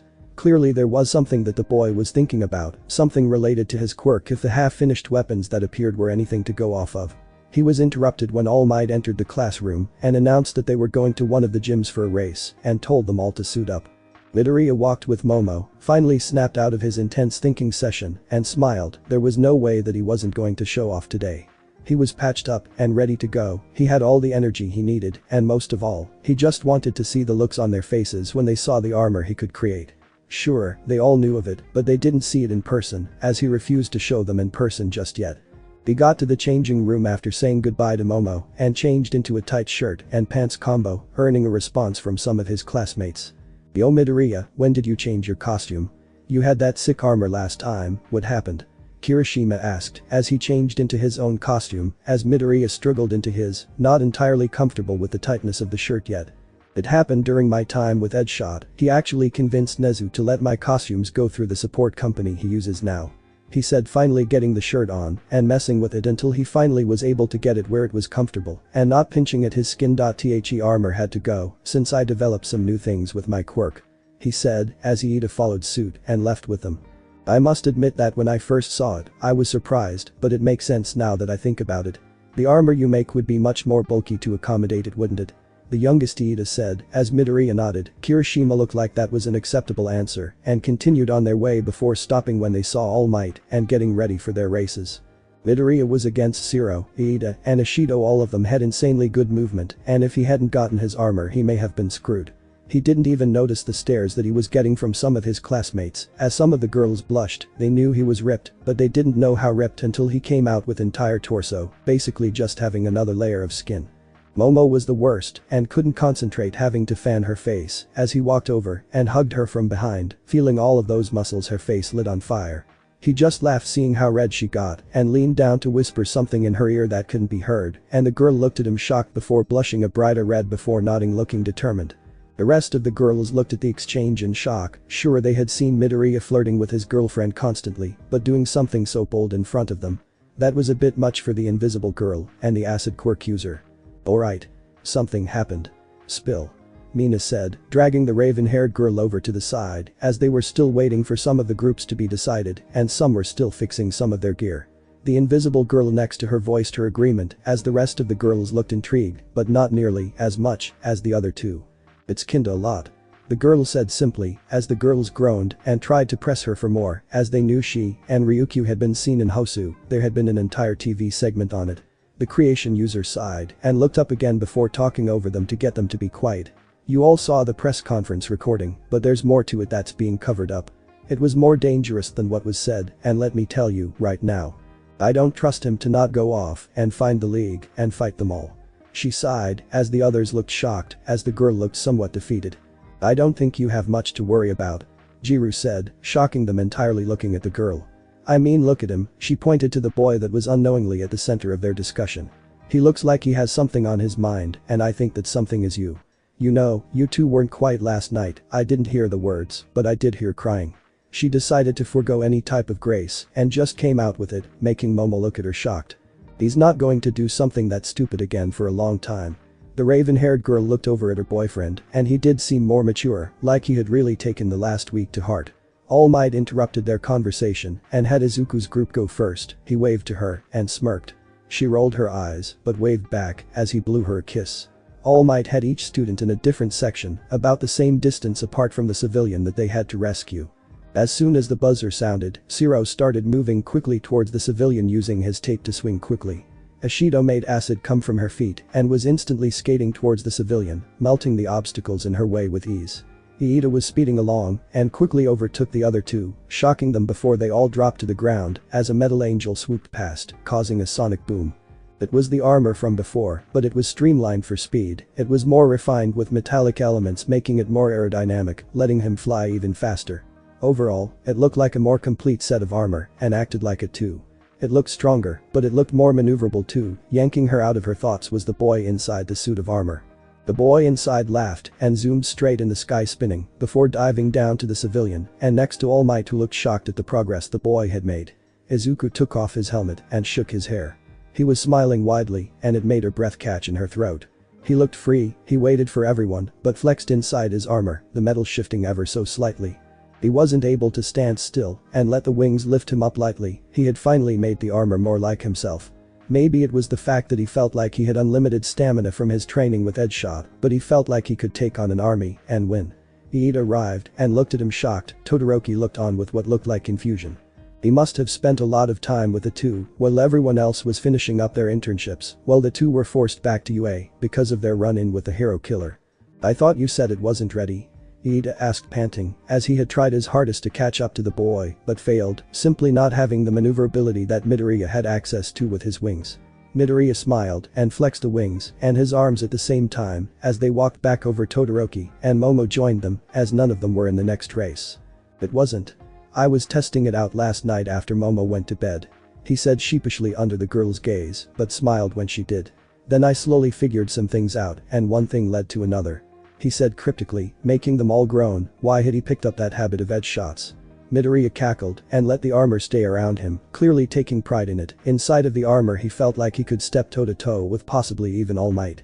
The white katana hung from his belt and was displayed with pride, showing that he was clearly a disciple of Edgeshot. All Might was impressed with the boy's progress as he watched the second race, which clearly favored young Bakugo. He let his mind wander to the boy. He had created some type of armor and had impressed Edgeshot enough that he gave the boy one of his sacred katanas that he only gave to the best of the people he took in. No doubt Edgeshot would grab him again for the work-study program, and the teacher sighed, that could wait till later. They still had finals to worry about, he thought to himself as Bakugo skidded to a stop in front of him. Midoriya sighed and relaxed in his seat, enjoying the feeling of just being able to relax for the first time in what felt like years but was in reality just a week and a day or two. He made such progress in such a short time. If he improved his skills other than his quirk, then he would definitely be ready to conquer whatever was laid out in front of him. He laughed with his friends as they tried to get him to open up about his time with Edgeshot, but he refused to give any details but explained that the hero had given him the katana on his belt because of the progress the young student had made in such a short time. The katana never left his belt and Yue was okay with it only after Nezu and Izawa had gotten a call from the ninja hero the day after the press conference and that it was a mark of pride that he had given the young boy. He smiled at the memory of the call he had with the hero, explaining what he said to them and why it was allowed. Suddenly, Midoriya's head jerked forward from someone's elbow and he swore, rubbing the back of his head. Oh, I'm so sorry, I must have hit that gigantic head of yours. Aren't you class A bastards known for having gigantic egos? The new arrival said, and Midoriya looked up, already annoyed with the person. He saw that it was a blonde male that he recognized from class B.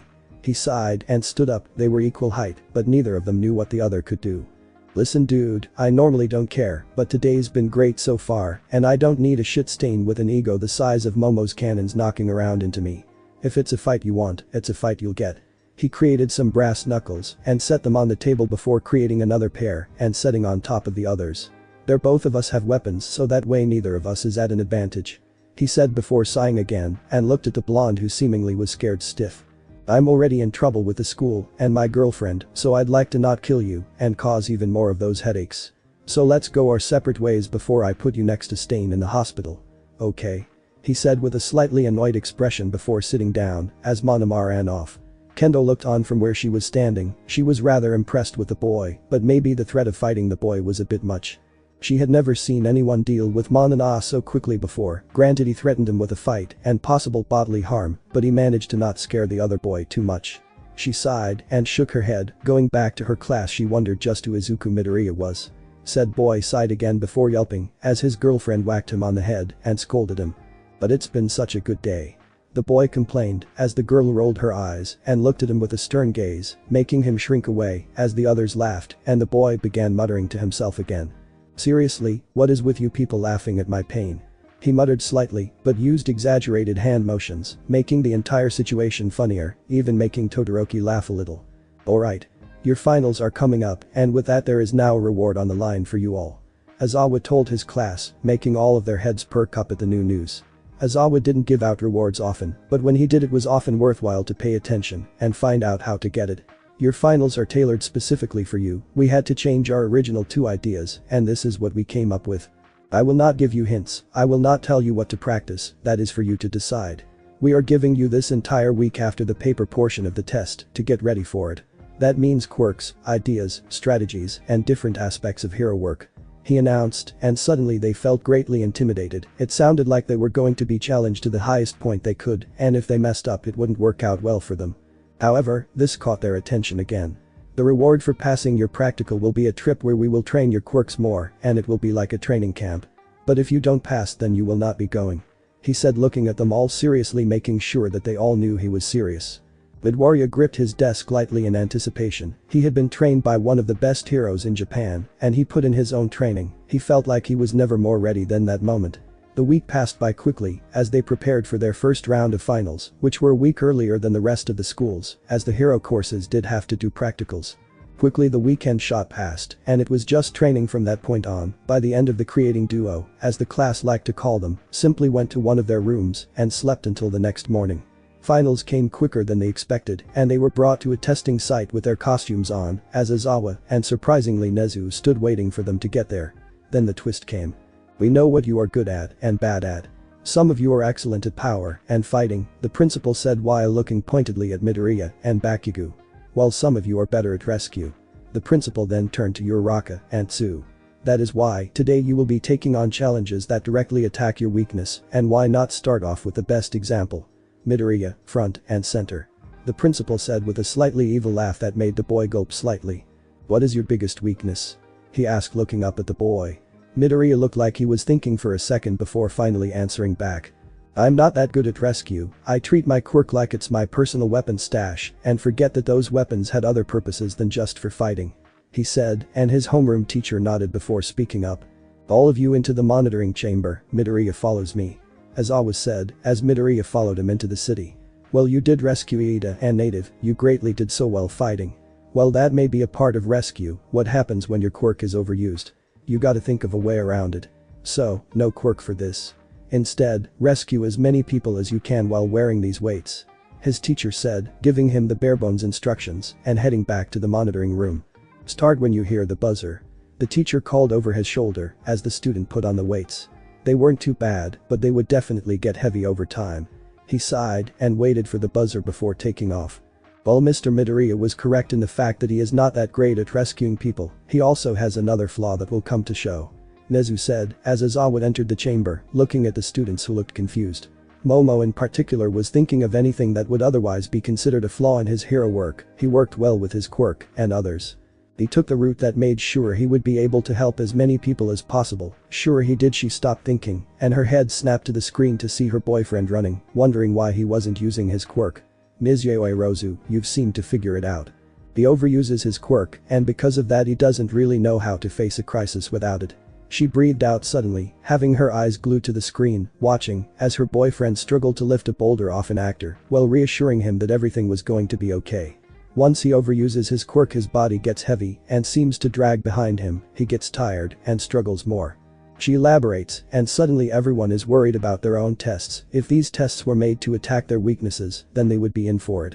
Midoriya hated, no loathed UA at this present moment. He was thrusted into a simulation where there were other heroes helping, but they were fighting off villains, while he focused on rescue. He wanted nothing more than to jump in the free with the others and fend them off so someone else could escort them out. It was what he was good at, but this time, he was the rescuer. He became more and more frustrated, but tried to push it down until a villain got too close and he activated his quirk, ready to swing a sword at him. Remember, penalties apply for quirk usage, Midoriya growled as Nezu's voice came over the intercom, but stopped himself in time, sprinting to another civilian. Slowly his frustration got to him, and one of the civilians reprimanded him, making him more frustrated. Trying to calm his breathing, he thought back to Edgeshot, who placed great importance on reassuring citizens. He breathed out heavily and forced a smile on his face and apologized to the actor. He had to constantly remind himself not to stop fights and to push on with the rescue operation. It is a hero's job to help keep the people safe, not only that, but to make sure that they feel safe while you are rescuing them. His mentor's words popped into his head while he was lifting a rock for someone to crawl out from beneath, and instantly he checked on them, making sure they were okay and smiling. Slowly, he let his frustration go, but the weights began to get heavier and heavier as time went on. The weights were really weighing him down and he felt his arms start to burn, but he had pushed past way worse than this, so he grit his teeth and moved on. His lack of mobility made him an easy target for the fake villains, but he was able to work his way around them with timing and coordination from other heroes, so he was always able to get to a civilian.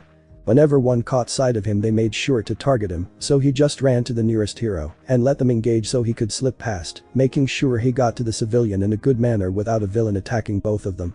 His arms burned from lifting rubble, his legs hurt from the non-stop running. He certainly didn't back off his physical training. Edgeshot would hang him for that, but he was reaching the bottom of his tank already, and it felt like 5 minutes.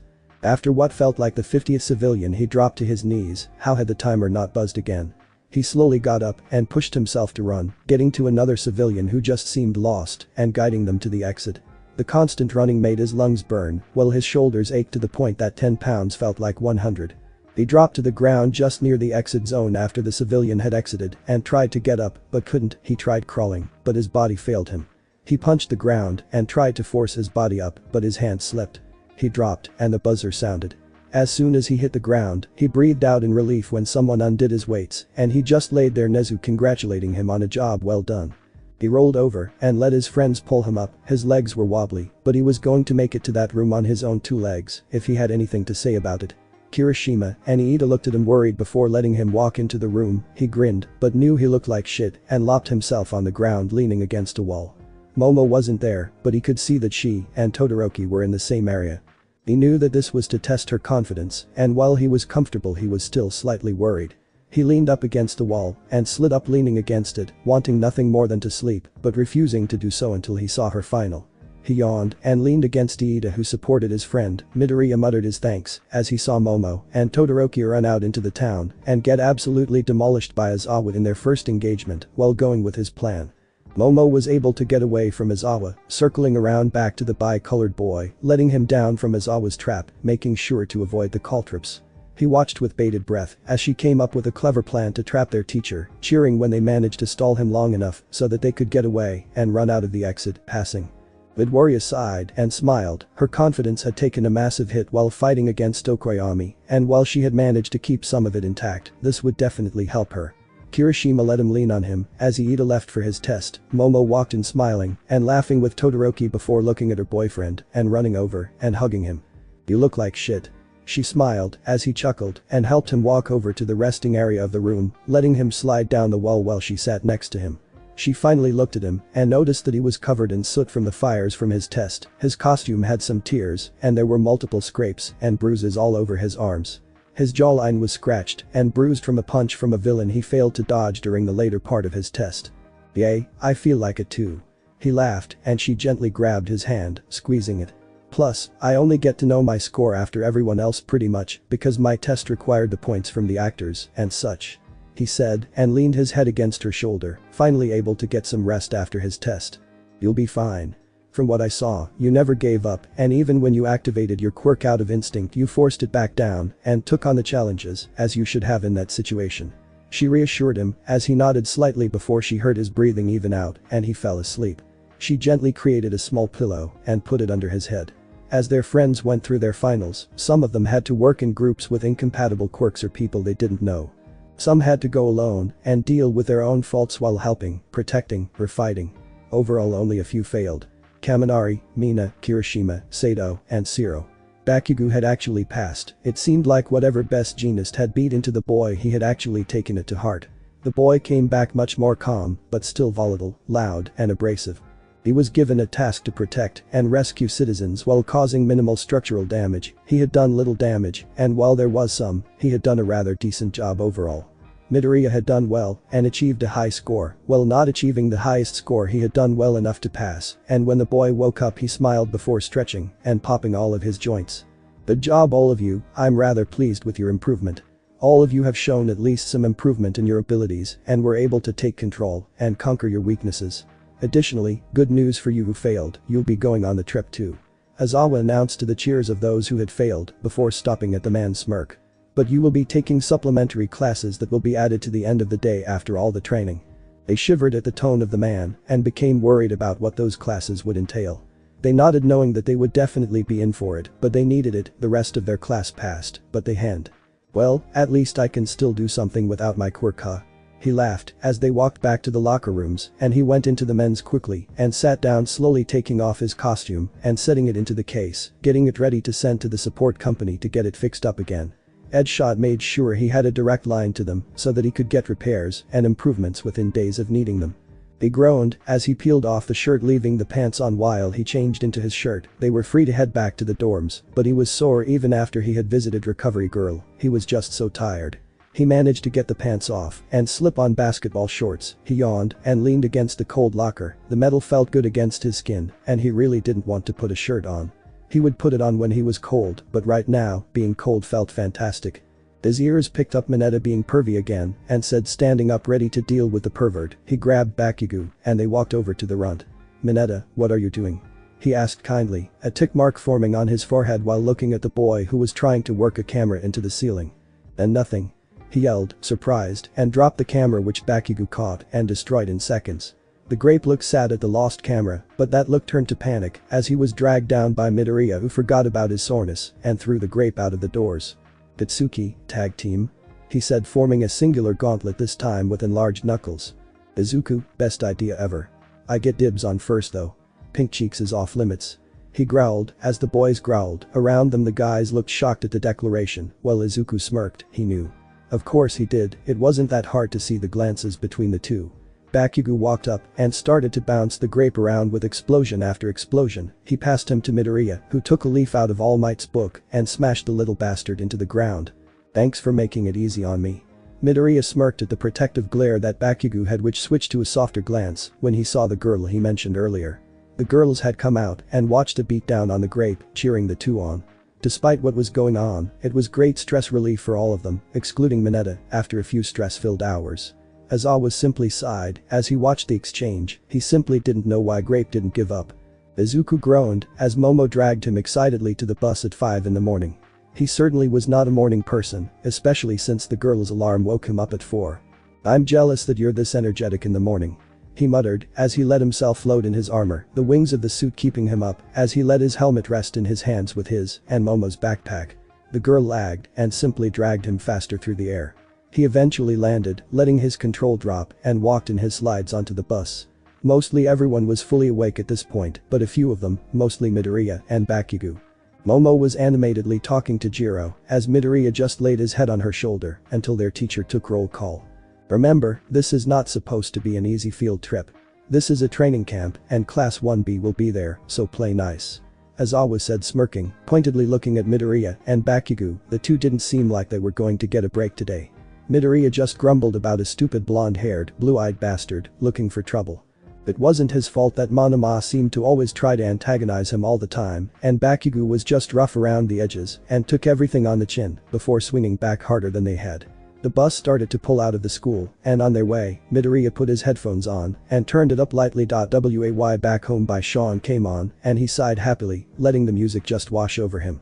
He finally relaxed against the window and opened his eyes fully, looking at his classmates. He stretched light, catching his girlfriend's eye, and smiled at him, kissing his cheek before just letting him relax. He grabbed his phone and messaged Kaminari to play against him in an online game that they both had. For the next hour they heard the electric quirk user get beat time after time again, much to the boys' annoyance and the laughing of Midoriya. Their first break was on the side of the road near a forest, and Midoriya stepped out stretching and groaning lightly. He sighed happily and took his headphones off his ears and rested them around his neck. He rubbed his hands through his hair before stuffing them into his pockets before a pair of arms wrapped around his neck. "You look much more happy than this morning," Momo said, laughing, as the boy laughed and turned around, placing an arm around her waist as he nodded. He stretched again, causing his shirt to ride up slightly before answering. "That's because mornings are evil, and having to get up so early in the morning was hell on me. God, I freaking love that I have wings sometimes," he joked as the girl shook her head before they were interrupted by two heroes that appeared near them and stood near Aizawa. "Alright, gather round and listen up. Pixie Bob and Mandalay," Aizawa said, pointing to the heroines respectively, "are two of the heroes that are going to be training you this weekend," he says, as some of the class mutters about them being part of the Wild Pussycats, who are one of the most renowned hero teams in Japan. "Now, your training camp begins," he began with an evil smile as they looked at him in confusion before one of the heroines spoke up. "You see where the foot of that mountain is?" Mandalay said as the students nodded their heads.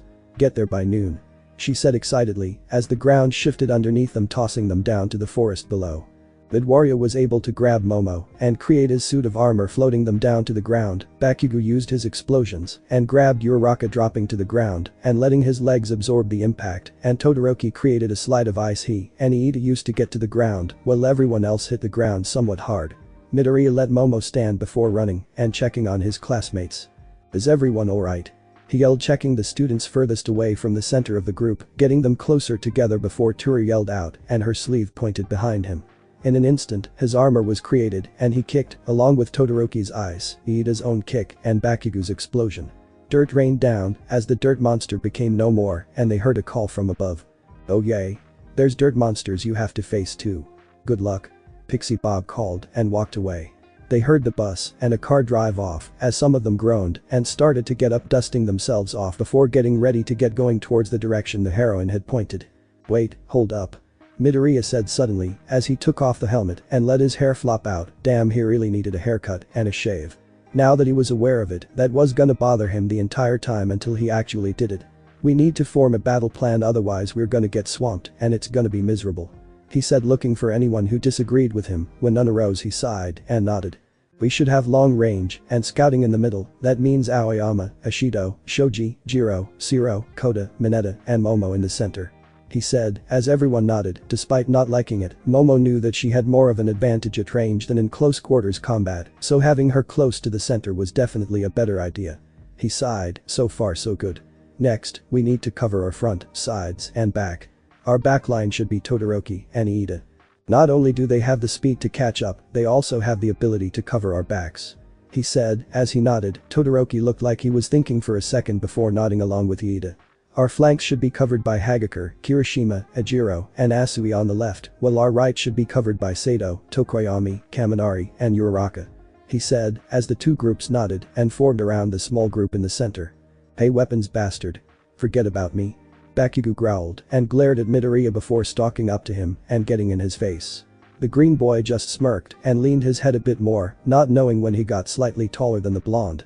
"Not at all, you explosive freak," he smirked, seeing the shocked look from Bakugo. He paused for dramatic effect. Edgeshot really had a flair that rubbed off on his students. "Are the front line." Bakugo grinned and punched his hand, creating a small explosion. "Alright. Let's go," Midoriya called, and they took off into the forest. Boy, was he glad that he actually suggested getting into a formation before, otherwise they would have been so screwed. He and Bakugo were getting pummeled every minute of every hour, trying to make progress. Luckily, with Shoji, Jiro, and Kota, they were able to find out where the monsters were waiting for them and took advantage of the knowledge, attacking them before they could get to the main body. The only issue with that was they were using their abilities far more than the others and often rested while waiting for the others to catch up before continuing their crusade. The flanks were having a better time. Thanks to the more even dispersion of quirks, they were able to conserve their strength while also being supported by the people in the center. Todoroki and Iida were doing fine, but were experiencing the same thing as the front line, but to a lesser degree. They found out that the monster reformed after a few minutes, so the two often had to beat monsters that were beaten minutes ago. This forced the front two to go a bit slower, but they kept up the pace that the center moved at, letting them pass through with relative ease. Luckily, the two boys knew each other better than most of their other classmates, and, as such, were able to cover for their mistakes in a second, but it was slowly taking their toll on them. For the last fucking time, fucking watch out. Midoriya yelled, as he smashed a monster with a pollux he created when his armor was too much to use. He panted and let the weapon drop, his arms on fire, but creating something smaller wouldn't be nearly as effective as the axe. Say you. Bakugo yelled back as he blew apart a monster that appeared next to Midoriya, and the two groaned sitting down. They were close because they saw the clearing, but were extremely tired from using their quirks, evident from Midoriya's droopy eyes and the blonde's shaking arms. Shut up both of you. Two girls yelled, and they saw Momo and Uraraka sighing as they walked over to the duo. We're all tired, so just be quiet. Momo begged, rubbing her head and helping the green boy up as Uraraka helped Bakugo up, who blushed lightly and looked away. Really? We're there. Uraraka said as the rest of the class caught up and they collapsed in the clearing near a building that they knew to be their training camp for the week. Midoriya was going to say anything before thinking better of it and closed his mouth, knowing better than to argue against an angry Momo. He sighed and nodded, relishing the feeling of the ground on his back, and he drifted off slightly, just relaxing his eyes as the heroes congratulated them on getting there in time for dinner. It took you 6-ish hours, but hey, that's pretty good. I guess us saying get here by noon was by our standards, as pros. Good job. All of you. But you four especially. You four did fantastically. Mandalay said, walking over to them before sniffing them and pouting. You two are already claimed. But you two are free. She said, turning away from Midoriya and Bakugo to look at Iida and Todoroki, who literally shivered underneath her gaze. Momo and Uraraka let out breaths of relief, causing Momo to look at the pink-cheeked girl with confusion before slapping a hand over her mouth in shock, not saying anything. Uraraka looked panicked but relieved when the other didn't say anything, but they shared a look knowing that they were gonna talk later. Well, anyway, we made food for you guys today. But this will be the last time. For the rest of the week you will be working together to create your meals for yourselves. She said excitedly as the students sighed in relief before seeing 1B finally stumble into the clearing, much to their homeroom teacher's annoyance. They had been given an hour of extra time and they were still beaten by a wide margin of time. He sighed as Wano went to go get food while 1B got their talk from the heroes, who were joined by the rest of their team. Midoriya let his head drop on the table and yawned. After eating, he had let his exhaustion wash over him until he saw a kid glaring at them. He recognized that look, it was the one he used when referring to his dad. He sighed and stood up, much to the surprise of his classmates, as he walked over to the boy. Hey kid. You wanna eat? He asked, flopping next to the boy as if it was something that he did naturally. The boy looked at him with a glare before moving away. I know that look. You hate someone or something, don't you? He says quietly, making the boy whip around to him. I had that look. My dad was never home, and when I finally found out why, I was mad. Every time I saw a picture from him I scowled and I got mad and I used my quirk to trash it. But I let go. He said, looking sadly, some tears in his eyes. It hurts, but you gotta push past it, kid. He says before getting up and walking back to his friends, leaving the boy shocked, not even noticing Mandalay walk over to him and kneel down. Koda? She asks gently as he turns to her before letting her envelope in a hug. She heard everything and she was rather shocked by the younger boy. He really was hurting from his past, but he had managed to shove it aside to be a hero. It looked like he had friends who were there for him, who lifted him up and made him better. Koda looked at the boy, who was laughing now as Kaminari and Kirishima wrapped their arms around him and teased him. You can join them, she said gently, not wanting to push the boy too much. He nodded and timidly walked over to the table and joined them. Before anyone else could react, Midoriya smiled and included him in on the silly conversation, making the boy feel welcome. Mandalay sighed, looking at him, smiling. He was told some really simple things, but it appeared that was what he needed to finally open up even the slightest bit. She walked over to the teacher's table and smiled lightly. Eraser, that problem child of yours is more of a hero than even you think. She said, enjoying the shocked look she got before he smiled again. That is something I disagree with. He's probably more of a hero than all of us combined.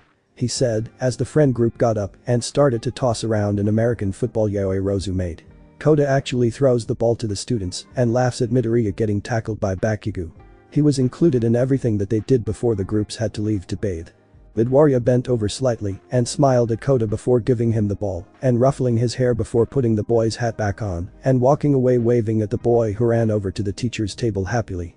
Man, was the boy a problem child, but he did really well at being able to affect everyone positively. Hey Uraraka, since when were you and Bakugo a thing? Mina called out while they were in the hot springs that were connected to their lodgings. The zero-gravity girl jumped and started to deny it, making them all laugh, but let it go at the girl's request before switching targets to Momo. Speaking of relationships, Momo and Midoriya weren't as cuddly today.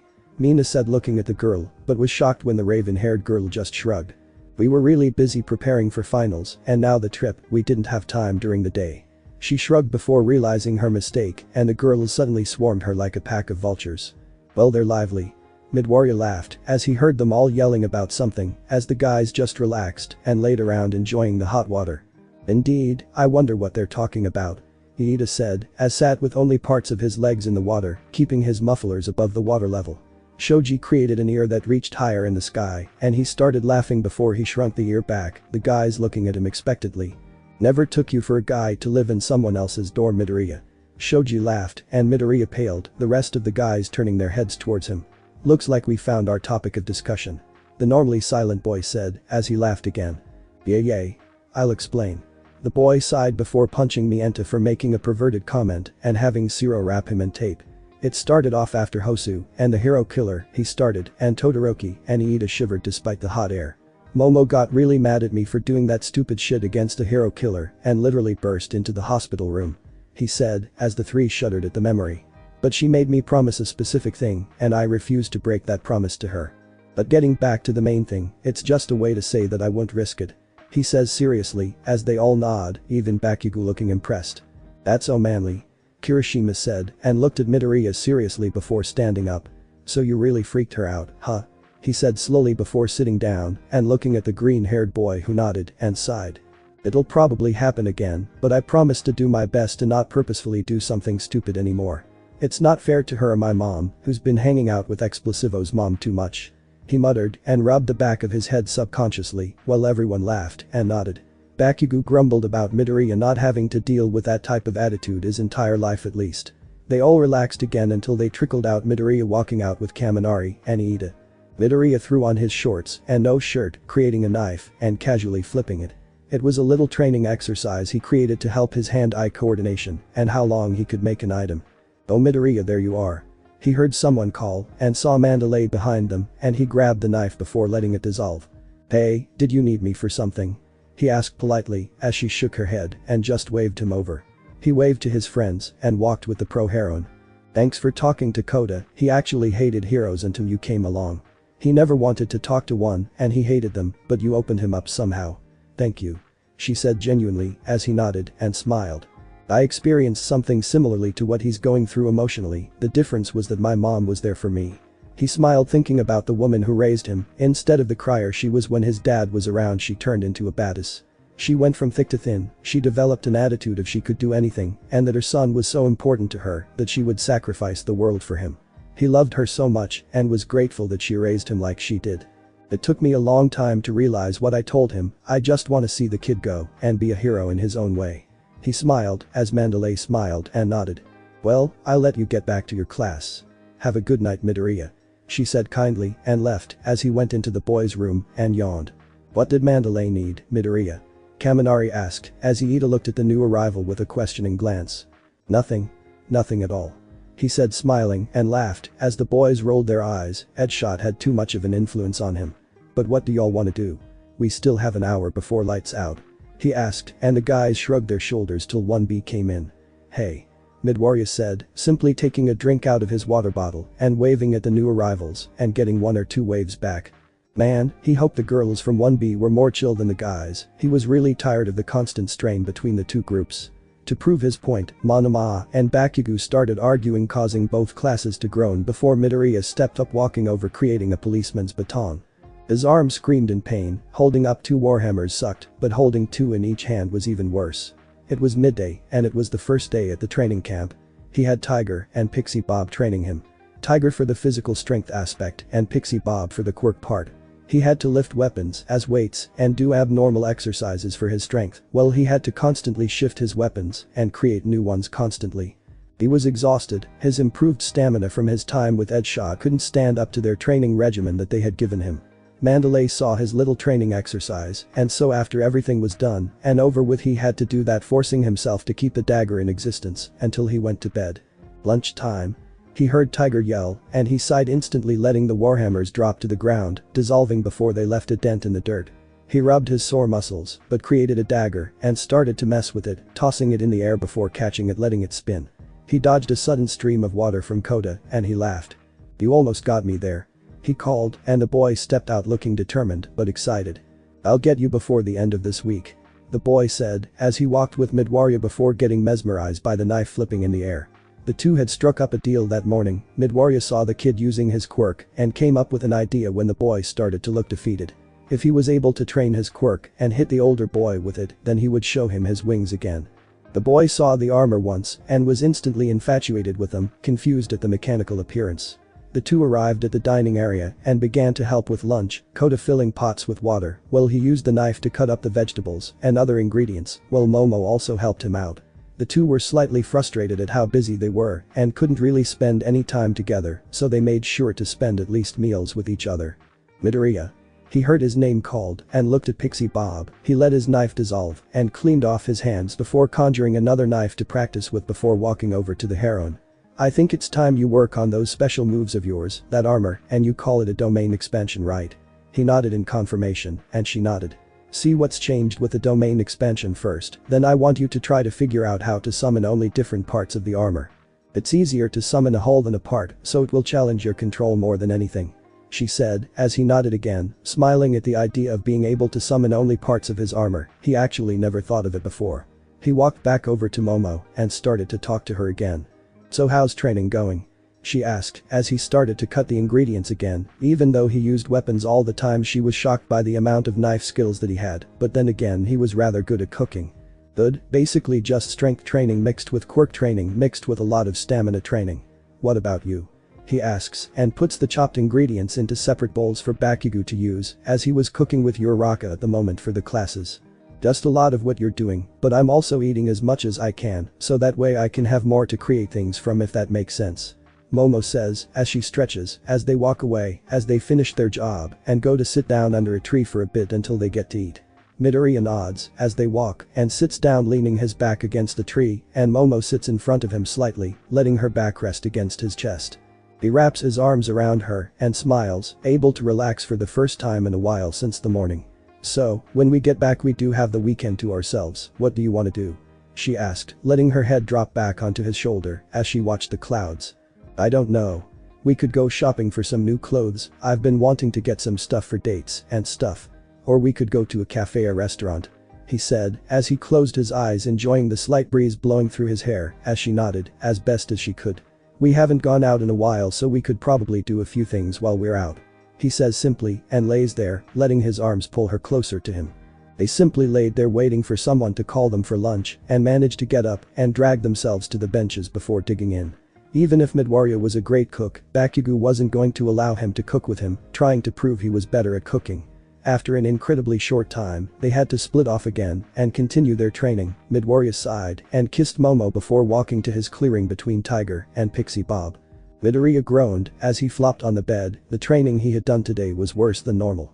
Parts of the armor, weapons, and strength training all in one go was insane, but it was in the middle of the week and he had made some major improvements over the last 3 days. His stamina for his quirk came back quicker than ever, and the amount he had was immense. He really had to thank his teachers and instructors after this. That didn't mean he wasn't dead tired, and his arms felt like they were going to fall off though. "Midoriya, you alright?" Kirishima asked, walking in and sitting on his own bed as the green tea nodded. They had a special event today, and he had no idea what it was going to be. He was grateful that he had taken a quick shower. It gave him some more time to be able to rest his body. When the wild pussycats found out just how deep his stamina stores went, they increased his training even more and pushed him more and more. "Yay, I'm just resting until the special reward comes tonight or whatever," he said, waving to some of his classmates as they walked in. A few members of 1B waved back at him. "But for now, I'm gonna just lay here until someone carries me out," laughing with some of the students. "Sorry if it seems like I'm rubbing it in, I'm just really tired," he muttered and let his face drop back into his pillow as the red-headed teen just shakes his head acknowledgement but not minding whatsoever. He saw the training Midoriya had to do. He was not jealous of the guy, that was for sure. "Come on lazy bones, get up, time to go," Midoriya heard from his girlfriend and dragged himself up to stand and stretch before leaving with everyone who was able to participate. He stretched his arms as they walked, just enjoying time with her until they got to the main clearing. The wild pussycats and Izawa were waiting for the students, and slowly more and more students came into the clearing. Midoriya just yawned and stretched again, waiting for something to happen. Alright. Mandalay called, getting the attention of most of the students, the last few getting nudged by their respective friends. We're going to play a game of hide and seek. She paused as some of the students just groaned, just wanting to go back inside instead. But she paused for dramatic effect. You can use your quirks in any capacity, she said, smiling, as the students seemed more ready to go with it now. Midoriya smiled widely before stretching and taking off his shirt. He knew exactly where he was going to go. He might actually get a nap in too if he had any say in it. Kawaro, you'll be the one to seek first, everyone else can leave to go hide. As soon as she finished, Midoriya shot off in his armor, leaving everyone stunned at the disappearance of the green-haired teen and his girlfriend, who was suddenly gone too. Izawa sighed before waving them off to go hide. Go, just go, he sighed before shaking his head. The problem child certainly didn't have a lack of reaction time. Momo laughed as she was in Izuku's arms. She told him not to do it, but he did it anyway to show off. She rolled her eyes, but clung to him tightly as they got up into the tree line, yelping lightly as he shot up at a 90-degree angle up a tree. He slowed down as he stopped about 3/4 of the way up the gigantic tree. He set her down before stepping onto the branch, letting the armor drop away, dissolving before it hit the ground. He sat down and pulled her close as they looked into the sunset before they laughed as they relaxed. You're an idiot. Why did you have to take your shirt off? Momo laughed as he just laughed harder for some reason. She wasn't gonna lie that it was nice that he did it. She loved the feeling of his muscles. Because I know you like it. He smirked as the girl before him turned red at the implication. Plus, if I'm an idiot, what does that make you? Cause you are dating said idiot. He chuckled as she hit his shoulder as best as she could. I guess I'm one too. She sighed as she relaxed against him. She was able to only relax because he had his arms around her, ensuring that she wouldn't fall. If that wasn't the case, she was sure that she would have been petrified. They sat like that for a while before noticing a glinting out of the corner of her eye towards a cliff, hitting her eyes. What the hell? She muttered before creating a spyglass as Izuku looked at her weirdly before he turned to see what she was looking at. She paled and handed the spyglass to him, and he let out a deep growl. Beside a few figures that were looking over the camp was the warp villain from the USJ. Kurogiri. The League of Villains has arrived.